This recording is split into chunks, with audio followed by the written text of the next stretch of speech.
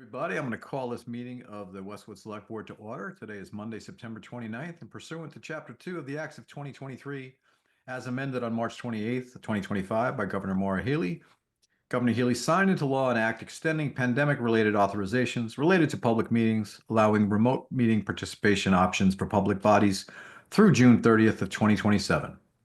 This meeting of the Select Board will be conducted by a remote participation by the board, and I am going to grant Westwood Media Center the ability to record the meeting and ask, is there anyone else wishing to record the meeting? I would ask you to just raise your hand and identify yourself. Seeing none, we will move on to the chair's update. And we will start with a recap of Westwood Day. We had some fantastic weather on Westwood Day and a lot of great work by folks. Huge crowd turned out. We had a bunch of folks enjoy the road race and the fun run and explore the vendor village. And we had some great entertainment as well and many offerings in the food court.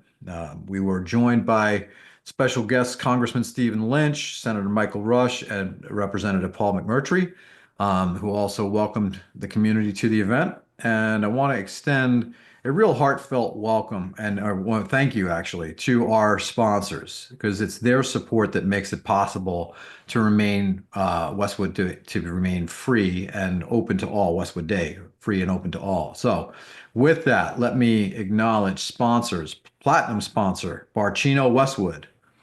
Gold sponsor, Wegmans Food Markets. A number of silver sponsors, Dedham Savings Bank, Fox Hill Village, Needham Bank, New Car family of dealerships, Roach Brothers, Rockland Trust, University Station, and Zavarian Brothers High School. And bronze sponsors, Arch Orthodontics, Beth Israel Deaconess Hospital, Dental Arts of Westwood, Dunkin' Donuts, Mass General Brigham, Neroli Restaurant, and Neroli Mercado, Northeast Security Inc., Poirier Sales and Service, United Rentals Reliable On-Site, and Westwood Dentistry and Yang's Realty Group. And also a very special thank you to our Rec Commission members, the town staff, the DPW crew, the school staff, and the many, many volunteers who dedicated their time and energy to the day. And finally, to the Recreation Department staff specifically. We know that it takes months of hard work and organization to pull this event off, and all of that hard work showed on September 20th. I wish I could have been there. I was unfortunately at a funeral, so I appreciate my colleagues picking up the slack. But well done, Rich, Sue, Joe, Kerry, Holly, Brian, Kara, Jeff, and Angela. Thank you again for all your dedication and hard work. Mary Ann, Joe, anything you'd like to say, given that you were able to be there? Just to underscore everything you just said, Rob, it was a great day and the result of so much hard work that goes on all year. So I want to echo the thanks to our rec staff for the superb job. Same here, Rob, and I'm heartbroken that you probably missed the best gosh darn Westwood Day weather-wise in 10 years. It was fantastic. It certainly topped last year. We could all say that. Oh, shoot. That's an understatement. Yeah. No, folks do a great job. Very much appreciated. Well, thank you. We're going to move on now to just a reminder, we are now at a level 1 mandatory water restriction per Dedham Westwood Water District. A drought declaration was upgraded from level 0 normal conditions to a mild drought. And with that, that means there are water restrictions that took effect on Monday, September 15th. So this is a reminder to residents that this is the situation that we are currently in. Level 1 is mandatory unless it's otherwise declared by the Commonwealth. All non-essential outdoor water uses are restricted to no more than 1 day per week before 9 or after 5 p.m., except for watering ornamental and flower gardens with drip irrigation, handheld hose, or watering cans. Those are all permitted. Now, your allowable watering days are based on the first letter of the name of your street. So on Monday, we have streets beginning A through C. Tuesday is D through J.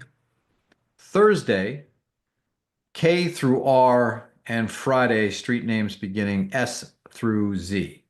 And we will continue to have updates from Blake Lucas, our Executive Director of Dedham Westwood Water District. And if you have any questions regarding the current state of drought conditions, you can always visit their website at www.dwwd.org.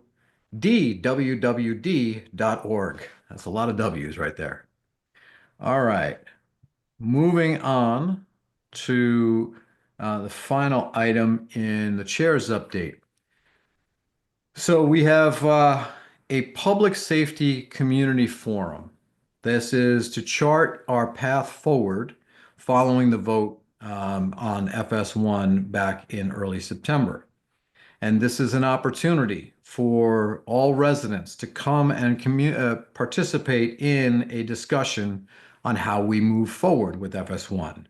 There will be new ideas and possible approaches shared and discussed, and we would really like to get as many folks there to participate in this discussion, whether you were supportive or opposed to the project as presented at the last election. We encourage everyone's voice to be heard. So that meeting, mark your calendars, please, October 7th at 6:30 p.m. in the Westwood High School auditorium. Now, if you're unable to attend, the meeting will be recorded by Westwood Media Center and posted on YouTube. And you can also share your input by emailing the bos@townhall.westwood.ma.us email address. Again, bos@townhall.westwood.ma.us. We really hope to have as many folks join the conversation as can participate. And this is get involved early. That is the key here. We want people involved from the very beginning. So with that, that concludes my chair's update, and I will turn it over to our interim town administrator, Molly Fitzpatrick, for the town administrator update.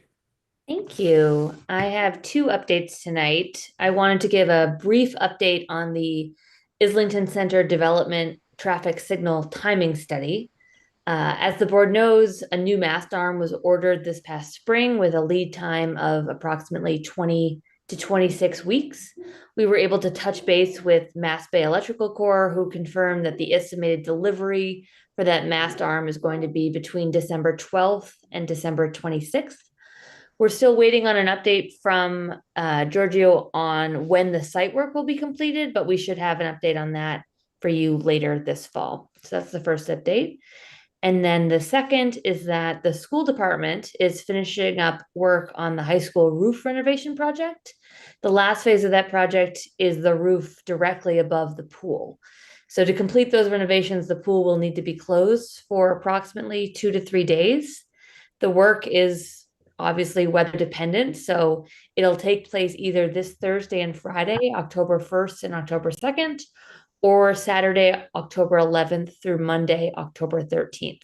And the rec department will be notifying members and participants and adjusting schedules as needed, depending on what the dates of the closures are. So those are my two updates today. Thank you very much, Molly. Okay.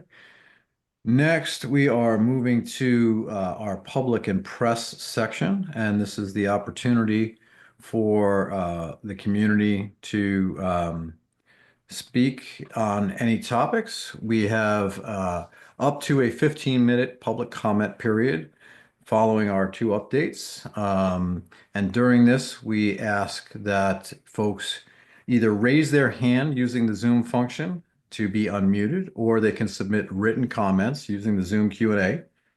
We ask, regardless of your method of submitting your question or making your statement, that you do so by starting by adding your full name and address, and then let you know that we will not be responding to questions this time, but we will listen to all comments and concerns shared by the public.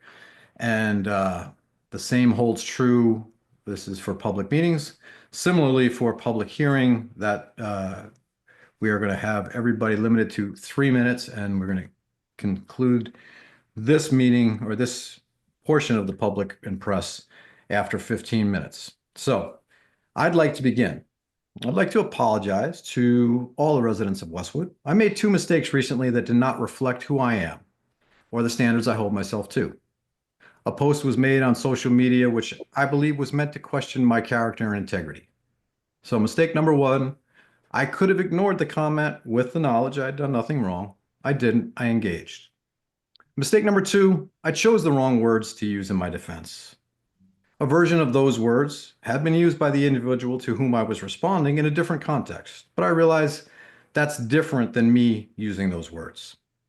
Those words were hurtful to many and not reflective of the respect I have for all people. I take responsibility for my mistakes and I apologize for them. I try to communicate clearly, directly, and honestly to help facilitate positive, productive conversations on issues we face collectively as residents in the town of Westwood. My response to the aforementioned post did not live up to my standard. Words matter. Precisely because words matter, I also want to speak to our local government. I have frequently called our open town meeting form of government the purest form of democracy on earth. Every registered voter is a member of Westwood's town legislature, giving them a vote and thus a voice on town matters. Our form of government is highly dependent on volunteers stepping forward and being willing to donate their time, talent, and thought in service to the community for each board, commission, and committee. We could not operate without these selfless individuals. I am all for disagreement on issues, provided that when we disagree, you bring forward a positive, productive alternative. Such healthy discourse requires a few things to be effective. It requires engagement, open-mindedness, and trust. So I return to my mistakes. I made them, I own them, and I apologize for them. I will continue to work towards facilitating the type of productive conversations that will help us solve the many complex issues we face as a community. It is an honor to do so, and I look forward to meeting more of you and having those direct discussions. Our collective future as a town will be better for it. I will not count my statement in the 15 minutes that we will allocate to public participation. So with that, I will recognize my colleague Joe Privatera as the first to make a public comment. Thank you. Thank you, Rob, and well said. I'm sorry, I had a question for Molly on her update. If I can back up to that. Molly, I think I spoke to you this morning about the concrete stanchions being put into place. I have to be honest, my frustration with this is I see it as a safety-related issue. Right now, we're about 566 days past when the select board ordered it. And seems as though the bucket keeps getting kicked down the road. I don't understand why this is such a long process. Can you help me understand why can't we have the stanchions put in now? Yep. As you know, you and I spoke on the phone today. We reached out to Giorgio with that exact question today. He wants to choose the civil engineer firm used to put them in, which is his right. And so we're waiting on an update from him. But just for the record, he told you that he would have a firm picked last week, by last Friday, correct? He didn't give a day. He said he would give me an update. By the end of the week. He didn't say by the end of the week. He just said he'd give me an update. Nora, I see you have your hand up. She may be able to add a little more context here. Yeah, I'd just like to point out that there's two parts of this. One is the foundation that goes in, that Giorgio will have his contractor put in the foundation. The other is the erection of the new mast arm on that foundation. The mast arm is currently expected to be delivered no earlier than December 21st and possibly after the 1st of January. So no matter when that foundation goes in, the new stanchion could not be put in place before sometime in January. So it's a different construction timeline than what now it's doing with their traffic signals. The stanchion is steel. It was ordered, and the timing of the order is dependent on the delivery of the steel. And we have had dates that we have received from the company. Mass Bay is the company that is actually ordering and will install the stanchion. And they have given us those dates, and the current dates are now, I believe it's December 21st through December 26th is the current estimate for delivery. But it's just an estimate, and that estimate has changed over time. The order was placed last June, and at that time, they told us it would take at least 20 to 24 weeks, and it is now taking even longer than that. There's no guarantee on when we'll receive it. It's a part that's been ordered. So I couldn't tell you when Norwood ordered theirs. But ours was ordered in June and is currently due the end of December. Could be January. So whenever it arrives, it will be installed. Okay, so it won't be delayed due to weather.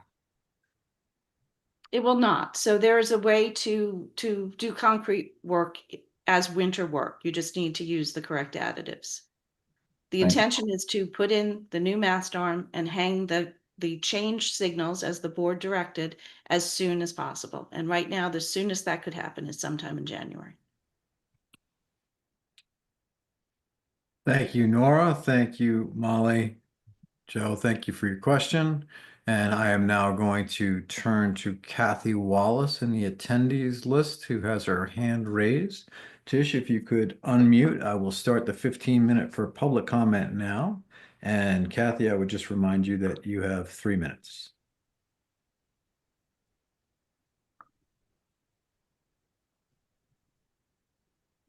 Kathy, can you hear us?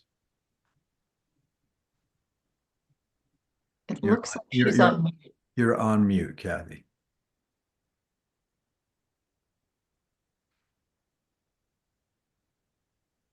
Can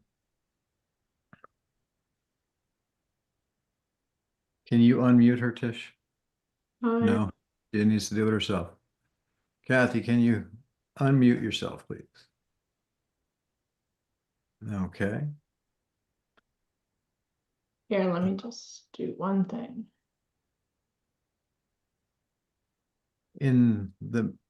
Kathy, can you hear us now?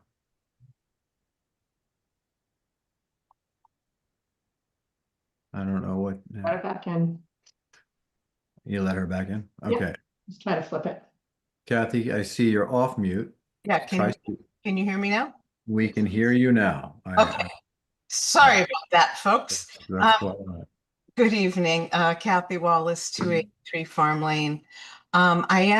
I just want to speak tonight to reiterate that I am concerned for the well-being of our firefighters, and I hope that we have a plan to get our firefighters out of Fire Station 1 now. It is, as we all know, a sick building and an accident waiting to happen. And I feel it's unconscionable if we don't take immediate action to get them to a safe temporary facility.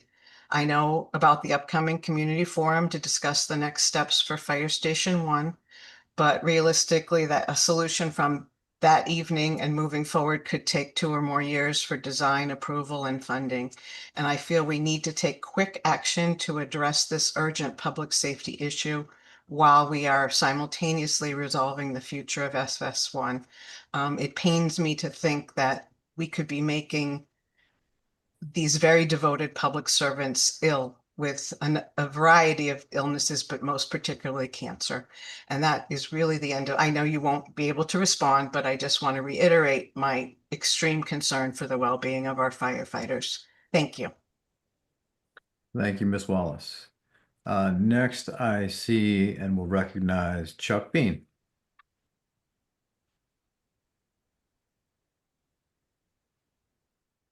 Chuck, can you hear us?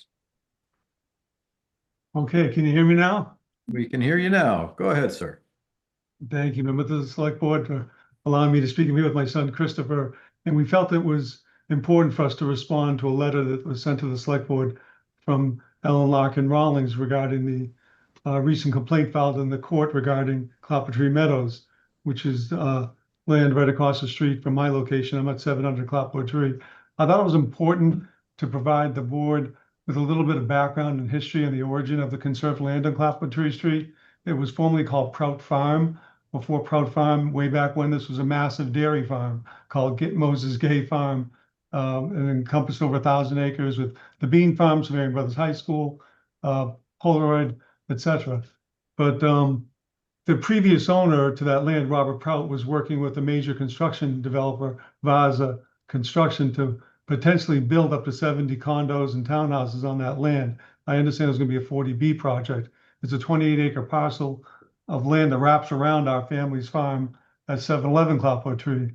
There's fields, wetlands, forest, a lot of woodlands, and a large single-family residence. And the critical piece here is that my late father, Charles S. Bean II, he went by Charlie, he was up in arms over this potential development that could wrap around the family's farm. So he formed the Clapboardtree Preservation Society through an introduction that I made to an attorney, Michael Gill. And then he went knocked on every door up and down Clapboardtree Street looking for support and raising funds to fight the development. And Duncan and Ellen McFarland answered my father's call. They agreed to fund the legal expenses and subsequently purchased the land out from under the potential developer, Vaza. And then in 2000, they proceeded with putting the land in conservation by forming the Westwood Land Trust. And then they put a conservation restriction on it that and transferred ownership of the land to the town that you folks control. And the reason why I'm all mentioning all this is the only request my father had through this process was to put language in the CR allowing permissible agricultural activities to be on that land, with the hopeful intention that one of his 4 boys, I'm the oldest of the 4 boys, or one of his grandchildren would be interested in farming that land someday. So my absolute core tells me that that land would not be in conservation if it weren't for the efforts of my father. And as a result, we have this open space. The farm needs to expand. Chuck, My I'm going son- to give you a 30-second warning here. Okay. My son wants to expand the farm. In order to make it sustainable and profitable, he needs additional land. We're looking to farm 8 acres of the 28 acres. There's 8 acres of high, dry land that's not in the wetland zone that will allow him to expand the farm and keep it here. If not, he's going to pack his bags, take his farm somewhere else, and we will develop the land. It's not a threat, it's just a fact. So with that said, I'm going to hand the baton over to my son, Christopher. So I just wanted to quickly state how, based on the recent. Chris, if you would, your name and address, please, and we're going to give you a 3 minutes. Thank you. So Christopher Bean, 682 Clapboardtree Street. I just wanted to begin by addressing part of that letter that was recently written in by Ms. Rawlings to the select board regarding the conservation of the open space of that land. And I wanted to particularly mention one of the key items left out of that was how active, responsible farming is not in conflict with conservation of open space. To the contrary, it's a proven means of conservation, and properly managed agriculture enhances the soil health. It would improve the habitat on that property for the wildlife, pollinators, and also maintain the scenic rural character of that land, which is one of the stated purposes of the conservation restriction. Beyond that, part of the purpose in the conservation restriction explicitly lists how that land we're preserving prime agricultural soils. At the moment, we're not utilizing the prime agricultural soils on that property, and instead it's unmanaged, with full of weeds, invasive growth, acidic soil. And we're not meeting the needs of what that land was initially designed to do when the CR was drafted 25 years ago, which was to maintain its rural character and use for agriculture someday. And I'd also like to point out that I think this issue goes far beyond Bean Farm and the town of Westwood. I think, fundamentally it's about, the preservation and stewardship of our invaluable farmland that we have left in Massachusetts. Right now, we're producing less than 10% of our food supply from farms in the state. And since 1997, we've lost over 113,000 acres of farmland. Due to that, we now have a Massachusetts Farmland Action Plan and agricultural preservation restrictions aimed to safeguard what little we have left. So with that being said, I think that it's time that we shine some light on this issue. And, we're extremely fortunate that the town has seen that it's time to take a stance and believed it had no choice but to take legal action against the Westwood Land Trust. And, we're hoping something great can come of this because unfortunately, like my father just stated, if the town's efforts fails and we're not able to utilize or lease this piece of land from the town, I'm unfortunately going to be moving somewhere else and take the farm somewhere else. And unfortunately, the land's going to end up getting developed. Thank you. Thank you, Chris. Okay. Tish, I don't see any other hands up in the attendee list. Do you? Okay, and there are no questions that are open in the Q&A. So I think we'll give this just another couple of minutes. We've used approximately 9 of the 15, so we still have some time available if anybody has anything that they would like to add to the conversation.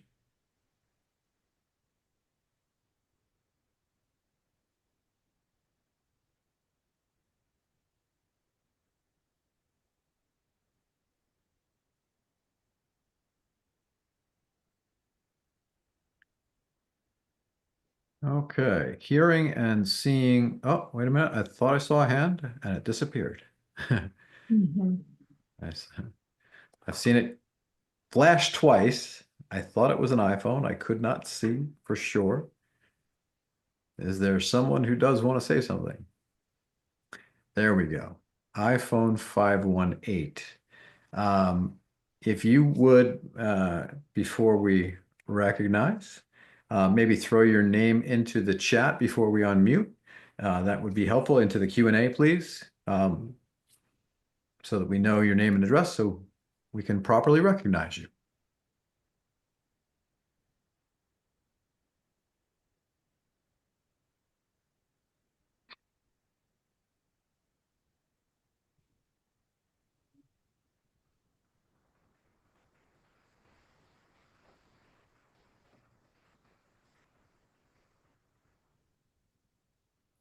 Leslie Warner Maloney. Okay, and Leslie, can you, well, I recognize the name, so I will recognize you. And if we could take her off mute, and then Leslie, before you begin, please give us your address and we will go from there.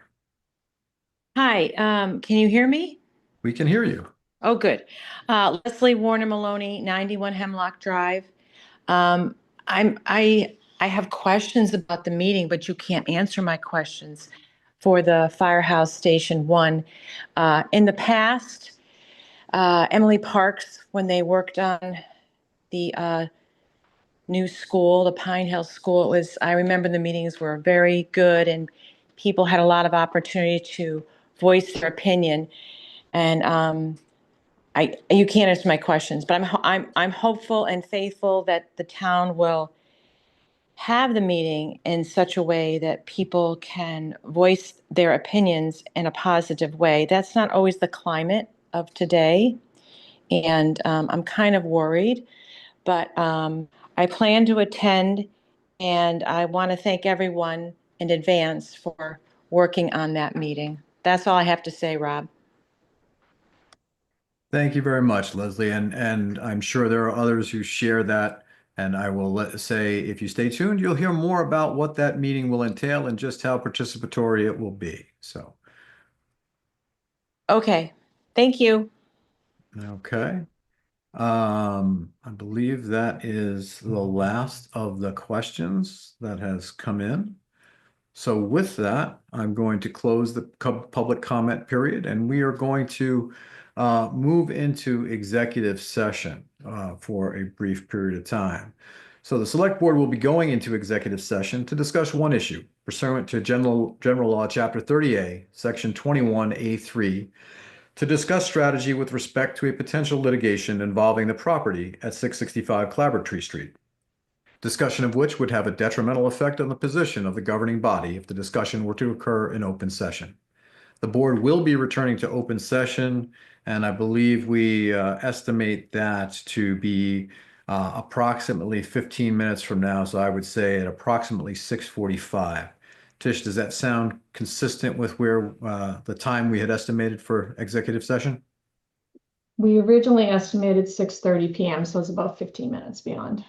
Yep. Okay. Very good. So we will be back. Stay tuned. We will be back. Do I need to? Yes, also move that, Rob. That And motion. I'll second. Very good. Roll call vote to move to executive session. Joe? Aye. Mary Ann? Aye. And I vote aye as well. We are going to move to executive session and we'll see you in a few minutes.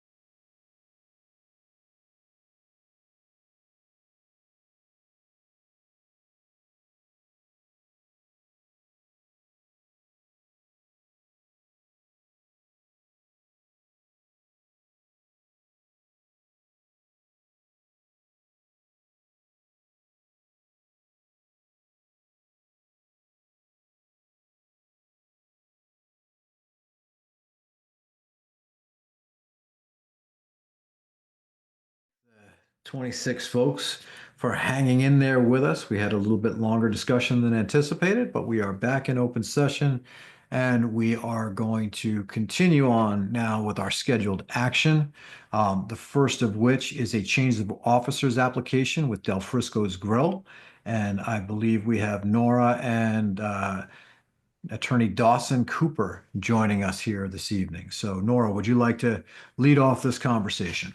Sure. So this is this change does not have much of an effect on Westwood. It's a change in the corporate structure of the company. There's a gentleman right now, Tillman Fertitta, who is an officer of the licensed entity, Del Frisco's Grille, Del Frisco's of Massachusetts, and he has to resign his involvement in the corporation, but he will still maintain his ownership in the corporation. So the corporate structure chart has been changed, and the proposed change is to remove Tillman Fertitta and replace him with Paige Fertitta. Any questions about that or more details? I'll No, leave to that. this was pretty straightforward, as Mr. Fertitta is being appointed as the U.S. ambassador to Italy, and he is currently the CEO, and so is stepping down from those responsibilities while serving as ambassador. Is that right? That's correct, but it should have no change on the actual operation of the facility in Westwood. I have no questions. I will turn to either of my colleagues. Do either of you have questions? I do not. Thank you. Not here, Rob. Very good. Happy to make a motion. Please, Joe. For the select board to approve the change of officer request from Del Frisco's Grille of Massachusetts LLC DBA as Del Frisco's Grille pending alcohol beverage control commission approval, and the electronic signatures of the select board be affixed to the ABCC licensing authority certification form. I second that. Very good. We have a motion and a second. Roll call vote. Joe? Aye. Marianne? Aye. And I vote aye as well. Mr. Cooper, thank you for joining us. Nora, thank you for leading us through that. Thank you very much. Thank you. Next up, I'd like to welcome in our planning board colleagues. We are having a joint meeting here to interview candidates to select the fifth member to fill a vacancy on the planning board due to Sean Weller's resignation. So with that, I would like to see folks all in as panelists. Bring them in. Welcome, Ms. Rawlings. Hello, Elijah. Hello. Good evening. Hello, Phil. I see you are here. Who else? Bring in Yes. Michael and Maureen. Hello, Amanda. And I believe we have one more, Maureen. Good evening, Michael. Hey, everyone. Hello. Hmm. And just awaiting Maureen, right? Looks like she's in the room. I saw her earlier, but I don't see her. There she now. is. Here it is. Welcome, Maureen. Okay. Okay, so let's start with Sean Weller was one of the members of the planning board. He resigned. Sorry, Rob. Sorry, I think we should just call our meeting to order, just procedurally. Sorry. Oh, thank you very much. Go ahead, Madam Chair. Thank you. All right, at this time, I'd like to call the September 29th, 2025 meeting of the planning board to order. As we are on Zoom, I'll take a quick roll call vote. Phil Giordano, Here. Maureen Collins-White, You're on mute, Maureen. Here. Mike Derderian. Here. I'm Ellen Rawlings. I'm also here. Okay, thank you, Rob. Thank you. Mr. Weller resigned from the board, the planning board, as of August 7th. And so we are here tonight to fill that open position. And that is in accordance with Mass General Law, Chapter 41, Section 11, that any vacancy created in an elected position requires that elected board upon which the vacancy exists and the select board, the chief executive officer of the community, to meet in a joint session and appoint by roll call majority vote members of both boards president, the candidate to fill the vacancy until the next town election. So that remaining term is then to be filled by the candidate selected by the registered voters in the community. So we are therefore looking to fill this starting September 30th until the conclusion of our next annual town meeting, which is planned for May 4th. Now, I want to recognize a few things in advance.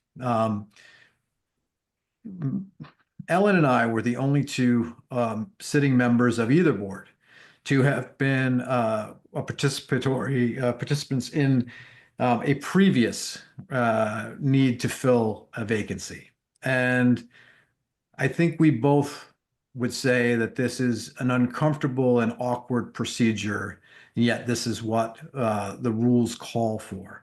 Nowhere else does anybody interview for a job, much less an unpaid job, on TV in front of everybody and then have a vote taken in front of everyone else to determine who gets the job. So, our goal here tonight is to have thoughtful conversation with the 4 wonderful residents who have put forward, actually, I believe we're down to 3 now, who have put forward their willingness to give of their time and talent and thought to serve the remainder of this term, and to ask questions of them to help us make a thoughtful, informed decision as to who is best qualified for that.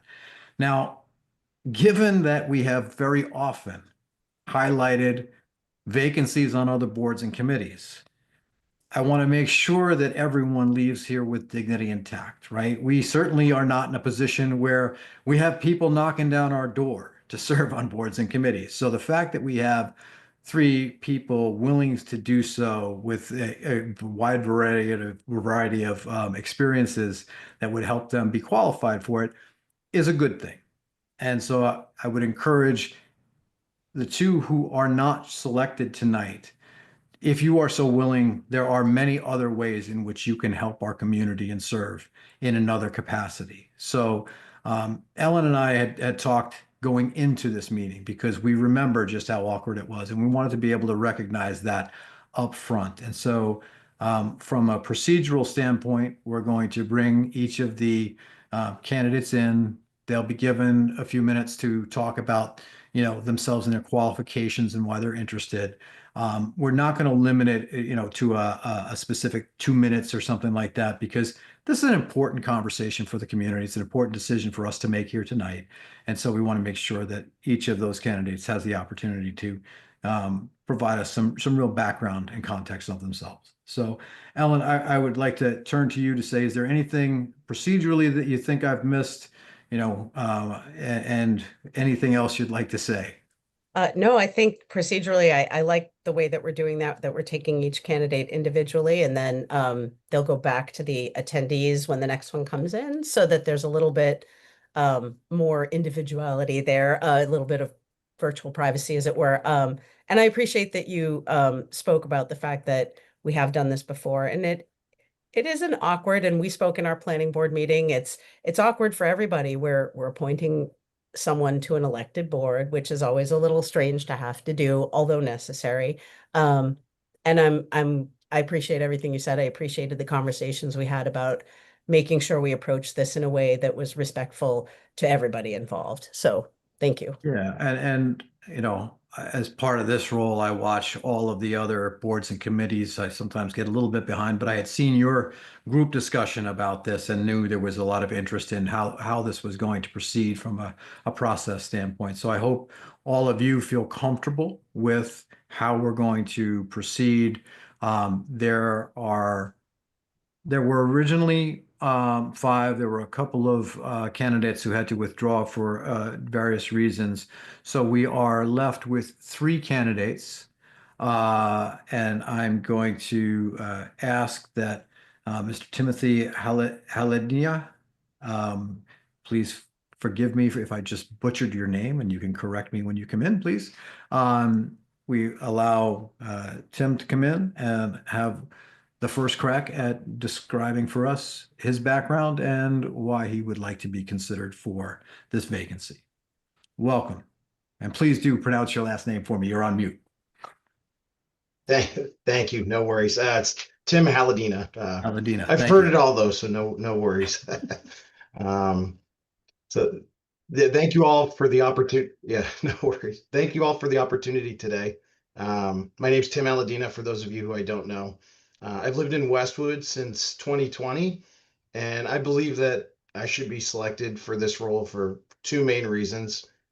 First, I have really strong analytical skills and work experiences that I think align closely to the role. And secondly, I'm deeply invested in the town of Westwood. My young family, we've laid our roots here.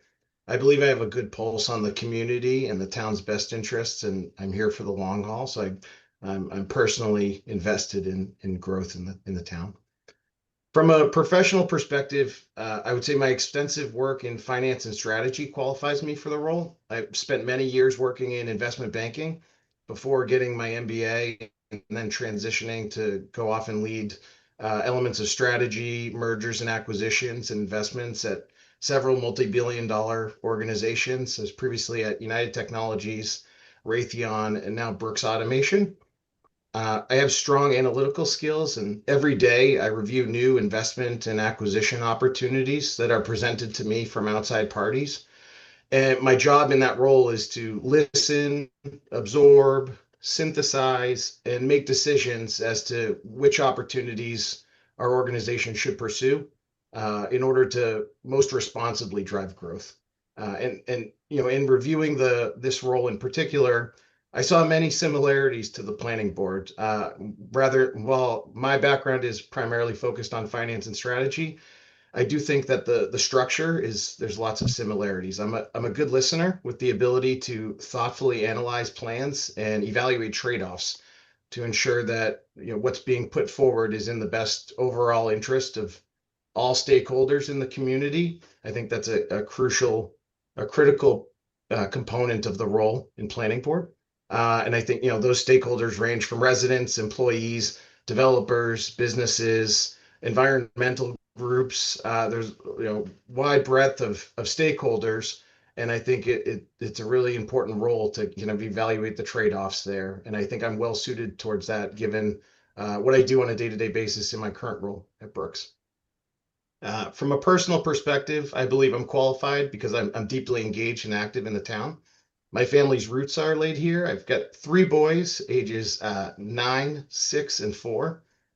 Two of them are at Pine Hill, and the third will start there next year. And not to mention, I have a fourth little girl on the way who likely will follow in their footsteps into Pine Hill as well down the road. My wife is also a school nurse in town at Pine Hill. And I'm very active in my boys' sports and activities, including coaching. I've coached in the past Westwood Youth Soccer. I'm currently coach for spring and summer ball within Westwood Little League. So I believe I bring a really fresh perspective to our local government, and I care deeply about our community's future, as we're surely here for the long haul. And I'm really looking forward to the opportunity to help mold and drive that growth in a responsible manner for Westwood. So with that, I really appreciate each of your time and consideration, and I hope that I'm afforded the opportunity to work with each of you further in this role. Well, let me begin by thanking you for putting yourself forward, Mr. Aladina, because clearly you have, just this abundance of time on your hands with 3 and 1 on the way. Having three sons and a daughter myself, I know the fire hose from which you drink. So I would like to begin by opening this up to questions from my colleagues on the select board. Mary Ann Jode, do you have questions for Tim? Sure. Thank you, Rob. Good evening, Tim. Good to meet you. And I want to reiterate my thanks to you for stepping up, for going through this process as public as it is, and really appreciate your stepping up for public service. So thank you. What would you see as your most important function if you were to serve on the planning board?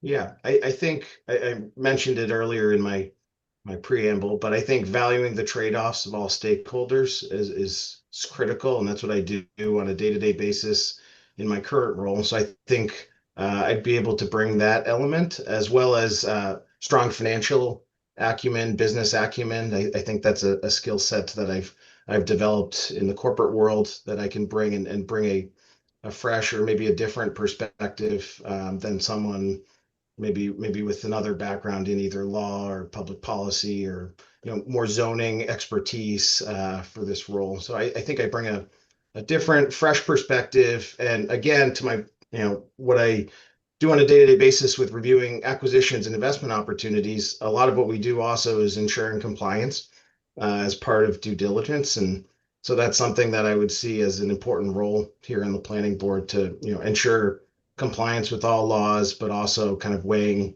trade-offs and what's most important to all folks within Westwood. Thank you. Yep. Joe. Thank you, Rob. Tim, likewise, thank you for tossing your head in the ring and subjecting yourself to this. I have one simple question. When observing planning board meetings, I'm assuming you have watched some of the planning board meetings. What issues captured your attention? Yeah, so I would say it start off with I've observed planning board meetings, not within Westwood, but growing up in Hamilton, Massachusetts on the North Shore. My father was on the planning board for 15 years or so. So I got to see him in action. I would say some of the key issues, right? I think currently the firehouse obviously is a key topic of conversation. I think how folks have navigated that issue, trying to balance different perspectives has been, I would say, a challenge. And I'm personally, I think, somewhat conflicted in seeing both sides of what's going on there. I was also heavily invested in understanding the development of the school, Pine Hill Elementary School, just given when we moved in, that was kind of very active and top of mind, and knowing that I was moving here with a young family. And they would be kind of moved from their existing school to that. I was very focused on all the questions and all the procedural elements that went into the development and the ultimate building of Pine Hill, which has been awesome to watch and see my kids flourish there now. Thank you. I'm set, Rob. Thank you, Joe. Madam Chair, I'm going to allow you to facilitate the questions from your fellow board members. Thank you. And before we move on to planning board, did you have any questions, Rob? Or I'll reserve till the end. okay, all right. All right, then I would once again welcome Tim. Nice to have you here, and echo what everyone else said. Thank you for putting yourself out here for consideration. We always appreciate it when people are willing to serve. And with that, I will open up the floor to my colleagues for planning board member questions.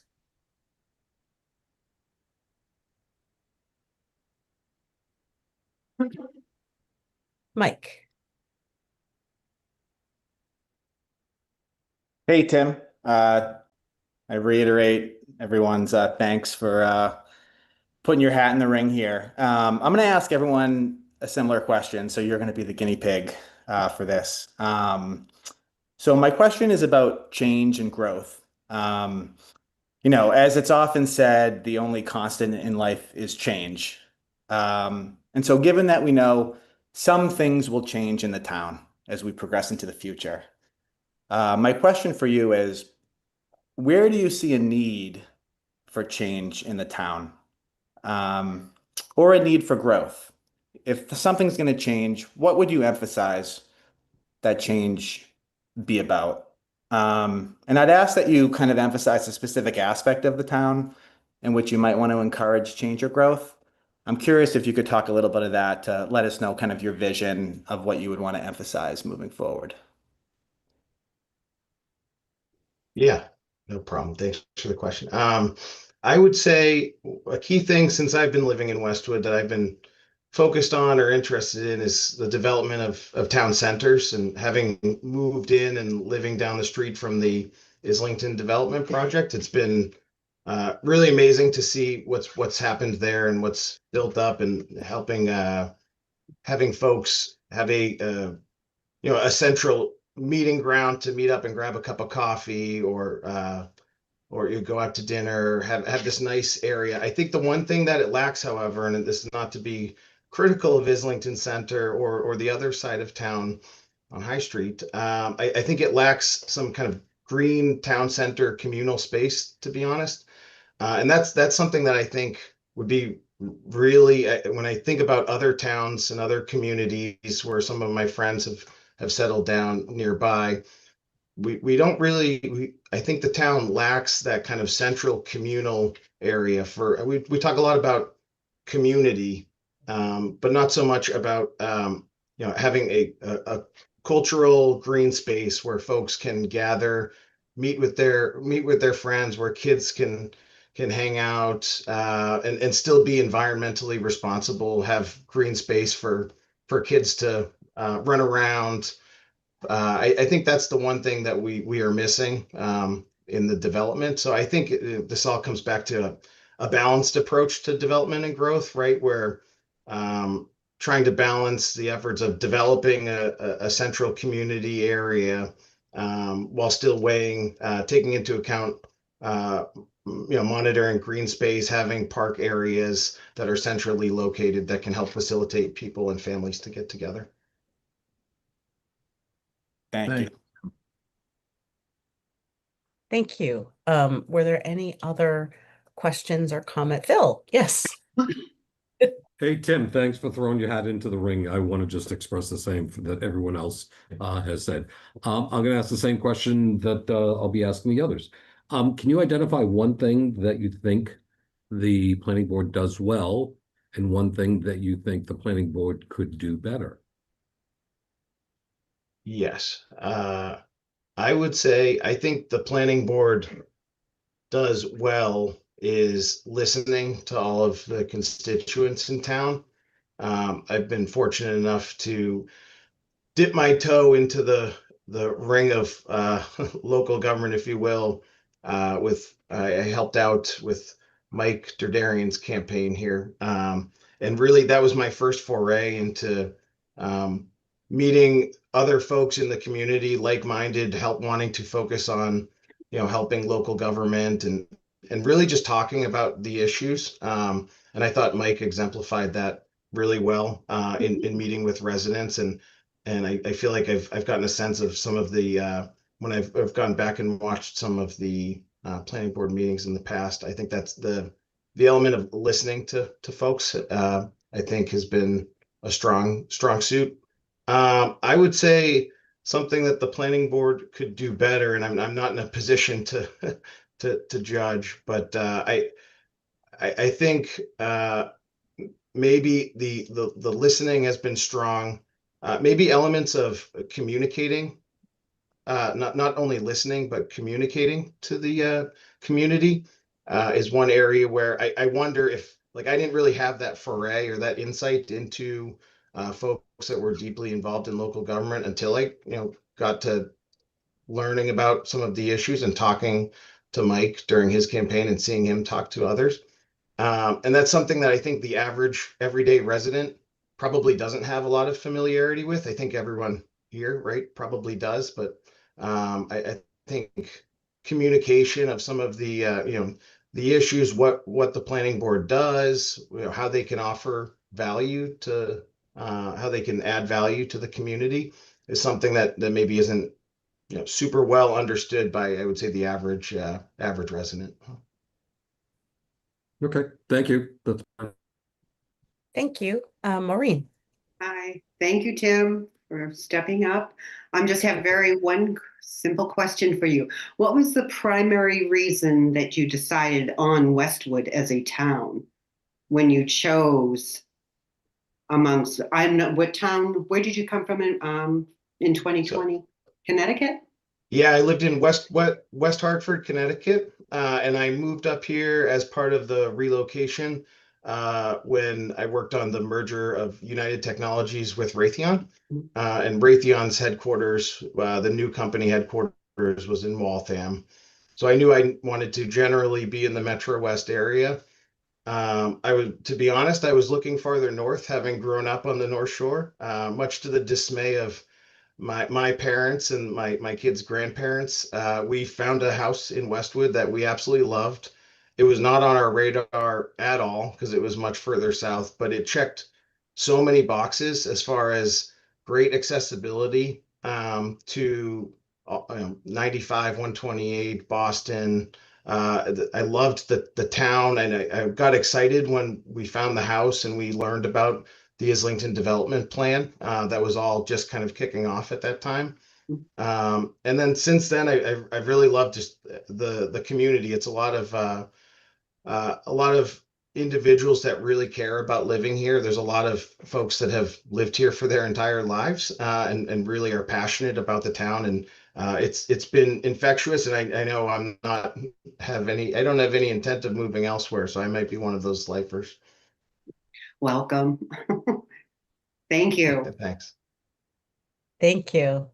So I just had, it's kind of a multifaceted question, and you've touched on some of it. I'm interested in your perspective. I know we've talked a bit about growth and new development, and I liked your comments about where you were going with the balancing the needs of all stakeholders. So I guess I'm curious if we're looking at a project and there's maybe competing needs between some of the environmental concerns and maybe some of the historic preservation concerns and some of the how do we move the project forward concerns, how would you approach trying to do what's best for all of those needs? Yeah, and you're never going to please everyone, but I think sometimes you have to be the strongest advocate for folks that aren't in the room or can't represent themselves. And to your point, ensuring environmental concerns are always considered is really important because oftentimes they're not the loudest voice in the room. So I think just making sure that you're weighing all concerns from all parties, including environmental groups, developers, residents. Again, it's not something that's tangible, but something that you just kind of have to qualitatively weigh all the different pros and cons. And I think try to do what's reasonably most responsible for the town. And again, just to reiterate, sometimes some of those voices don't have a seat at the table, so you just have to make sure you consider them. Thank you. Were there anything else from planning board? I'll turn it back to Rob if we're good. All right. Thank you, Rob. Thank you, Madam Chair. Tim, I just will have one question to build on some of your previous answers and some of the other things that you touched on. You talked a great deal about community and balancing needs and some of your financial acumen. And as I think about our future collectively, one of the things that I have talked about frequently is a need to balance the character of the community with increase commercial development so that we can increase our commercial tax base, because that's the only relief valve that we have for resident taxpayers. So I'm curious as to your thoughts on that, how you balance those things. And then the second part is you touched on the importance of engagement with the community. And so as an observer who is interested in jumping into the ring, for which we thank you, I'd be interested to know if you had any additional thoughts on how to improve engagement, because as you will come to find if you are on the board, they are lightly attended by anyone other than those who have business before you. Yep. No, understood. I would say to your first question, I think maintaining balance in all regards is a challenge for all stakeholders. But I think we've seen a lot of progress and I think successful in kind of mixed use development, like you've seen in Islington and the new project down the street from me on Everett Street that's going in. I think having the opportunity to both meet the needs of MBTA Communities Act and serving having residencies, affordable housing, while still having in that same space commercial opportunity to help the tax base. I think that's a really growing, creative, and I think a strong way to kind of balance things, if you will. So I feel like I haven't been deep into the numbers or anything, but it does seem like that's an effective way and a way to preserve the residential feel of a neighborhood with that, and while still having commercial opportunity. I live right down the street from, downtown Islington, and there's I forget how many, maybe 13 units or so. But you feel like it's an active community. There's folks, I see folks walking down the stairs into the coffee house at Muffin House, or and then you've got stores and commercial front right there. So I think that's a healthy, strong way to balance those two. And to your second question, it's a good question. I don't know how to improve that, element of getting the word out and communicating further to the community. There's all sorts of different ways in today's world for younger folks like me, to try to reach out on different formats and social media and whatnot. But it's something that I don't think I have a strong answer for you, but I would love to, if I get the opportunity, to think about how we can help promote that and get more folks involved in local government and understanding the issues and attending the meetings too. So fortunately, I don't have a great answer for you, but I think I would love to kind of explore that if I'm given the opportunity. A little bit of a trick question in that there's not a simple answer for it, so I appreciate you for that. So I believe everyone has had an opportunity to ask any questions of Tim that they wanted to have addressed. I want to thank you, Tim. We're going to put you back into the attendee list, and next we are going to bring in. Let's see here. I think we will bring in Mary Ellen Parabolos. And I believe, Mary Ellen, I think I got your name right, but I would welcome you to correct me if I was in fact wrong. Thank you all. Thank you, Tim.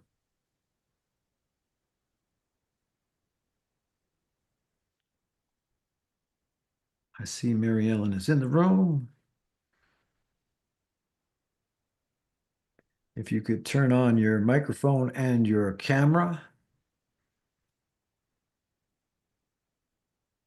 Hello. Welcome. Can you hear me okay and see me okay? We can hear you and see you just fine. And did I get your last name pronounced properly? Yes, you did. You did well. Thank you very much. Well, without us all going through the same lauding of thanks, I'll issue a blanket statement. Thank you for on behalf of everyone, and we will turn the floor to you to give us a little bit of your background and why you're interested. Great. Okay. Well, good evening, everybody. I'm Mary Ellen Parabolos from 80 Edgewood Road, and want to thank you all for the opportunity to speak with you this evening.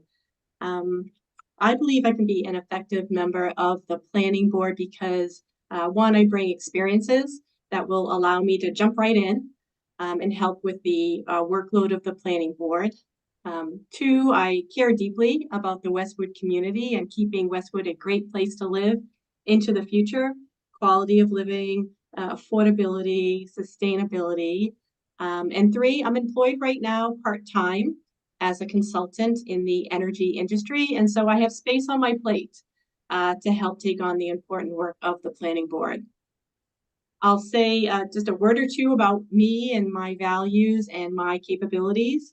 My husband and I bought a house in Westwood in 2008, and we've raised our two children here through the excellent education system.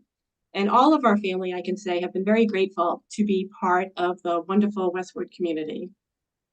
I'm a person who places value on healthy environments, nature, communities that can thrive, that have historical connections, but also make future progress and innovate for all of our children and their children into the future. My professional capabilities include engineering and planning, environmental compliance.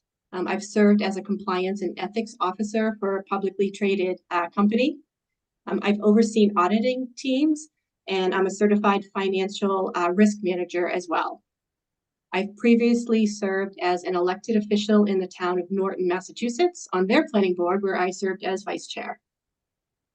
I would be personally honored to serve the residents of Westwood if my skill set can be of value to the board at this time. So welcome your questions and discussion, and thank you for considering me. Well, thank you very much for being here, and I will first turn to my colleagues on the select board. Mary Ann, do you have any Question for Mary Ellen. For Mary Ellen, yes, thank you. Yes, hi, Mary Ellen. Hi. I have one question for you, which is, well, first of all, I do want to thank you. I'm sorry, Rob. I just have to thank you as well as everyone else who has stepped up to the call for our need for a new planning board member. So thank you very much for that. And secondly, were you to serve on the planning board, what would you view as your most important function as a member of the planning board? Well, I would be looking to work with others to advance the roles and the responsibilities of the planning board, specifically really to capitalize on a lot of the progress that Westwood has made. We've touched on it already tonight, but the bringing together of the villages, if you will, the Islington area, the university area, and the High Street area, it's hard to connect those all together, but to really make those places in town more connected and more sustainably enjoyed, I think would be fantastic. I've been on the planning board before. I know it's really important to have the public's trust that we're doing the job, to make sure that we're developing consistent with rules and regulations, but also to foster alignment with the strategic plans of the town. And so I'd be looking very much to be sure we're ticking all those boxes. Great, thank you. Joe, do you have any questions? Thanks, Rob. Mary Ellen, I'll say thank you as well, despite Rob's suggestion. Congratulations on doing power. I'm sure this will be an interesting chat. I just have one simple question. When observing the planning board meetings, which issues captured your attention?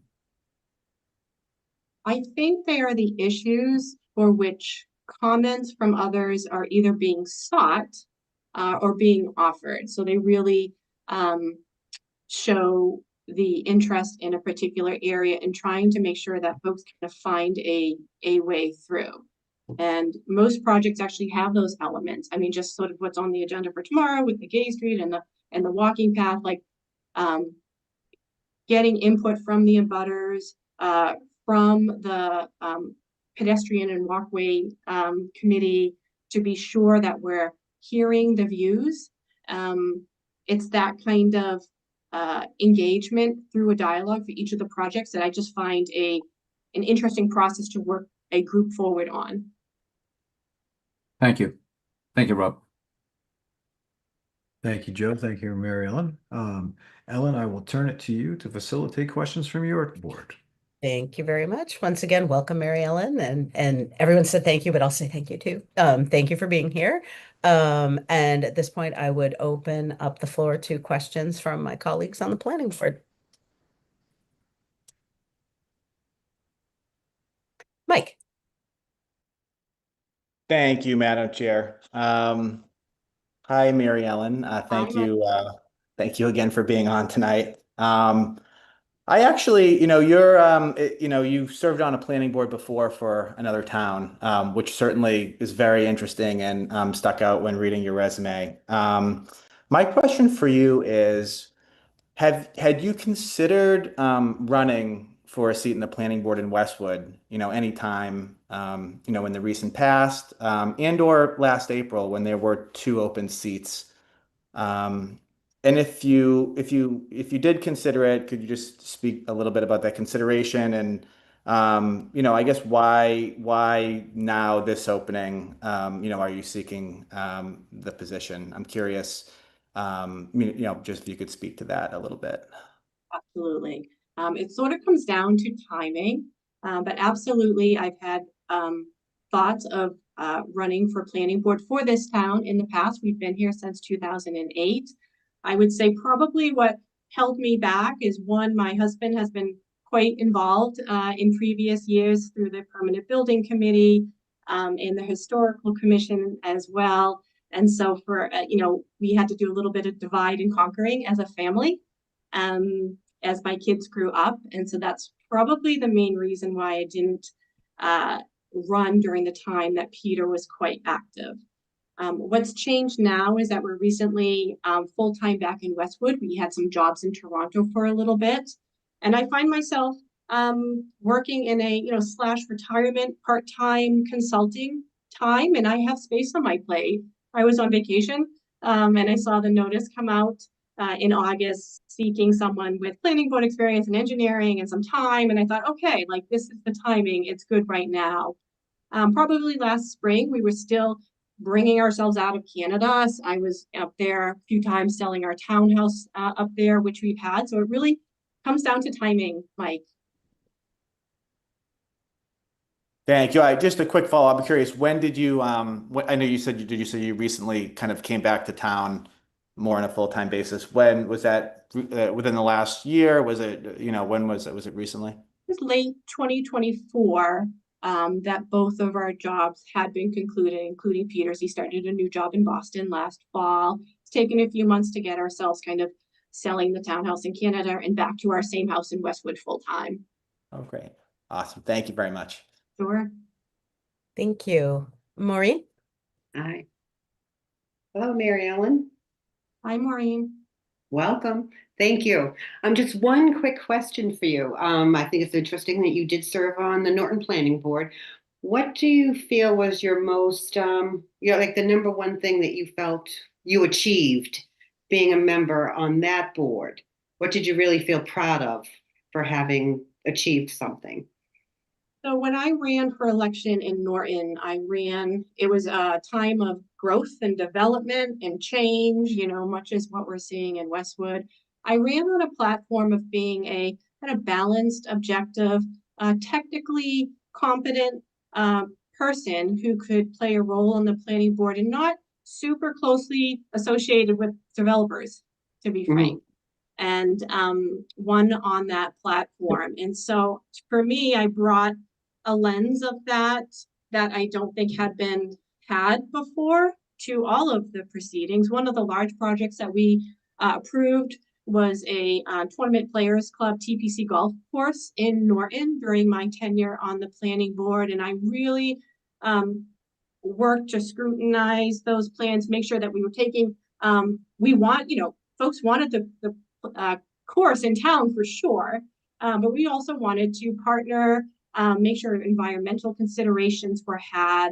And so I feel like I took that lens. I was vice chair as well during my tenure. And so I feel like that I was able to make a difference being on that planning board. Thank you. Appreciate it. Excuse me. Thank you. We've all got a touch of something. Thank you. Phil, yes. Hi, Mary Ellen. How are you? Thank you again for stepping up. You've been in the town for quite a while. One of the things I noticed, you have some tremendous experience in energy and a variety of other things. But I don't see anything that's involvement in the town. I didn't see any positions in town government, even recreational sports or anything like that. How would you respond? Because one of the things I think residents feel is the connection to the community. How do you feel that if your connection to the community is in the UK, Toronto, or wherever, why would your connection to the community be strong enough for this position? So we have been in town since 2008. We came here when our children were small and grew up through the community. Kids graduated from high school. For me personally, some of the things that I've been involved with in town, of course, I support local causes. That's important to my heart. So things like Westwood Food Pantry or supporting properties like Hale Reservation or trustee properties in surrounding towns. These are things that we give our attention and money to. In the past, I've been involved with Westwood Day from the volunteer group, putting on the fun run as an example. I've run the fun run, and what's natural is you're close, at least for us, you're close to the activities that your kids do during that time in life. So my daughter was very involved in the music and arts program in Westwood. Little Peter very involved in soccer and youth sports. I've been a project coach for one of the Westwood Lego robotics team. And so for me, during that time period, I sprinkled in as much as I could, keeping close to my kids and doing, the career I've had through the utilities and the energy. And like to think I'm connected well with communities in Westwood and certainly my neighbors.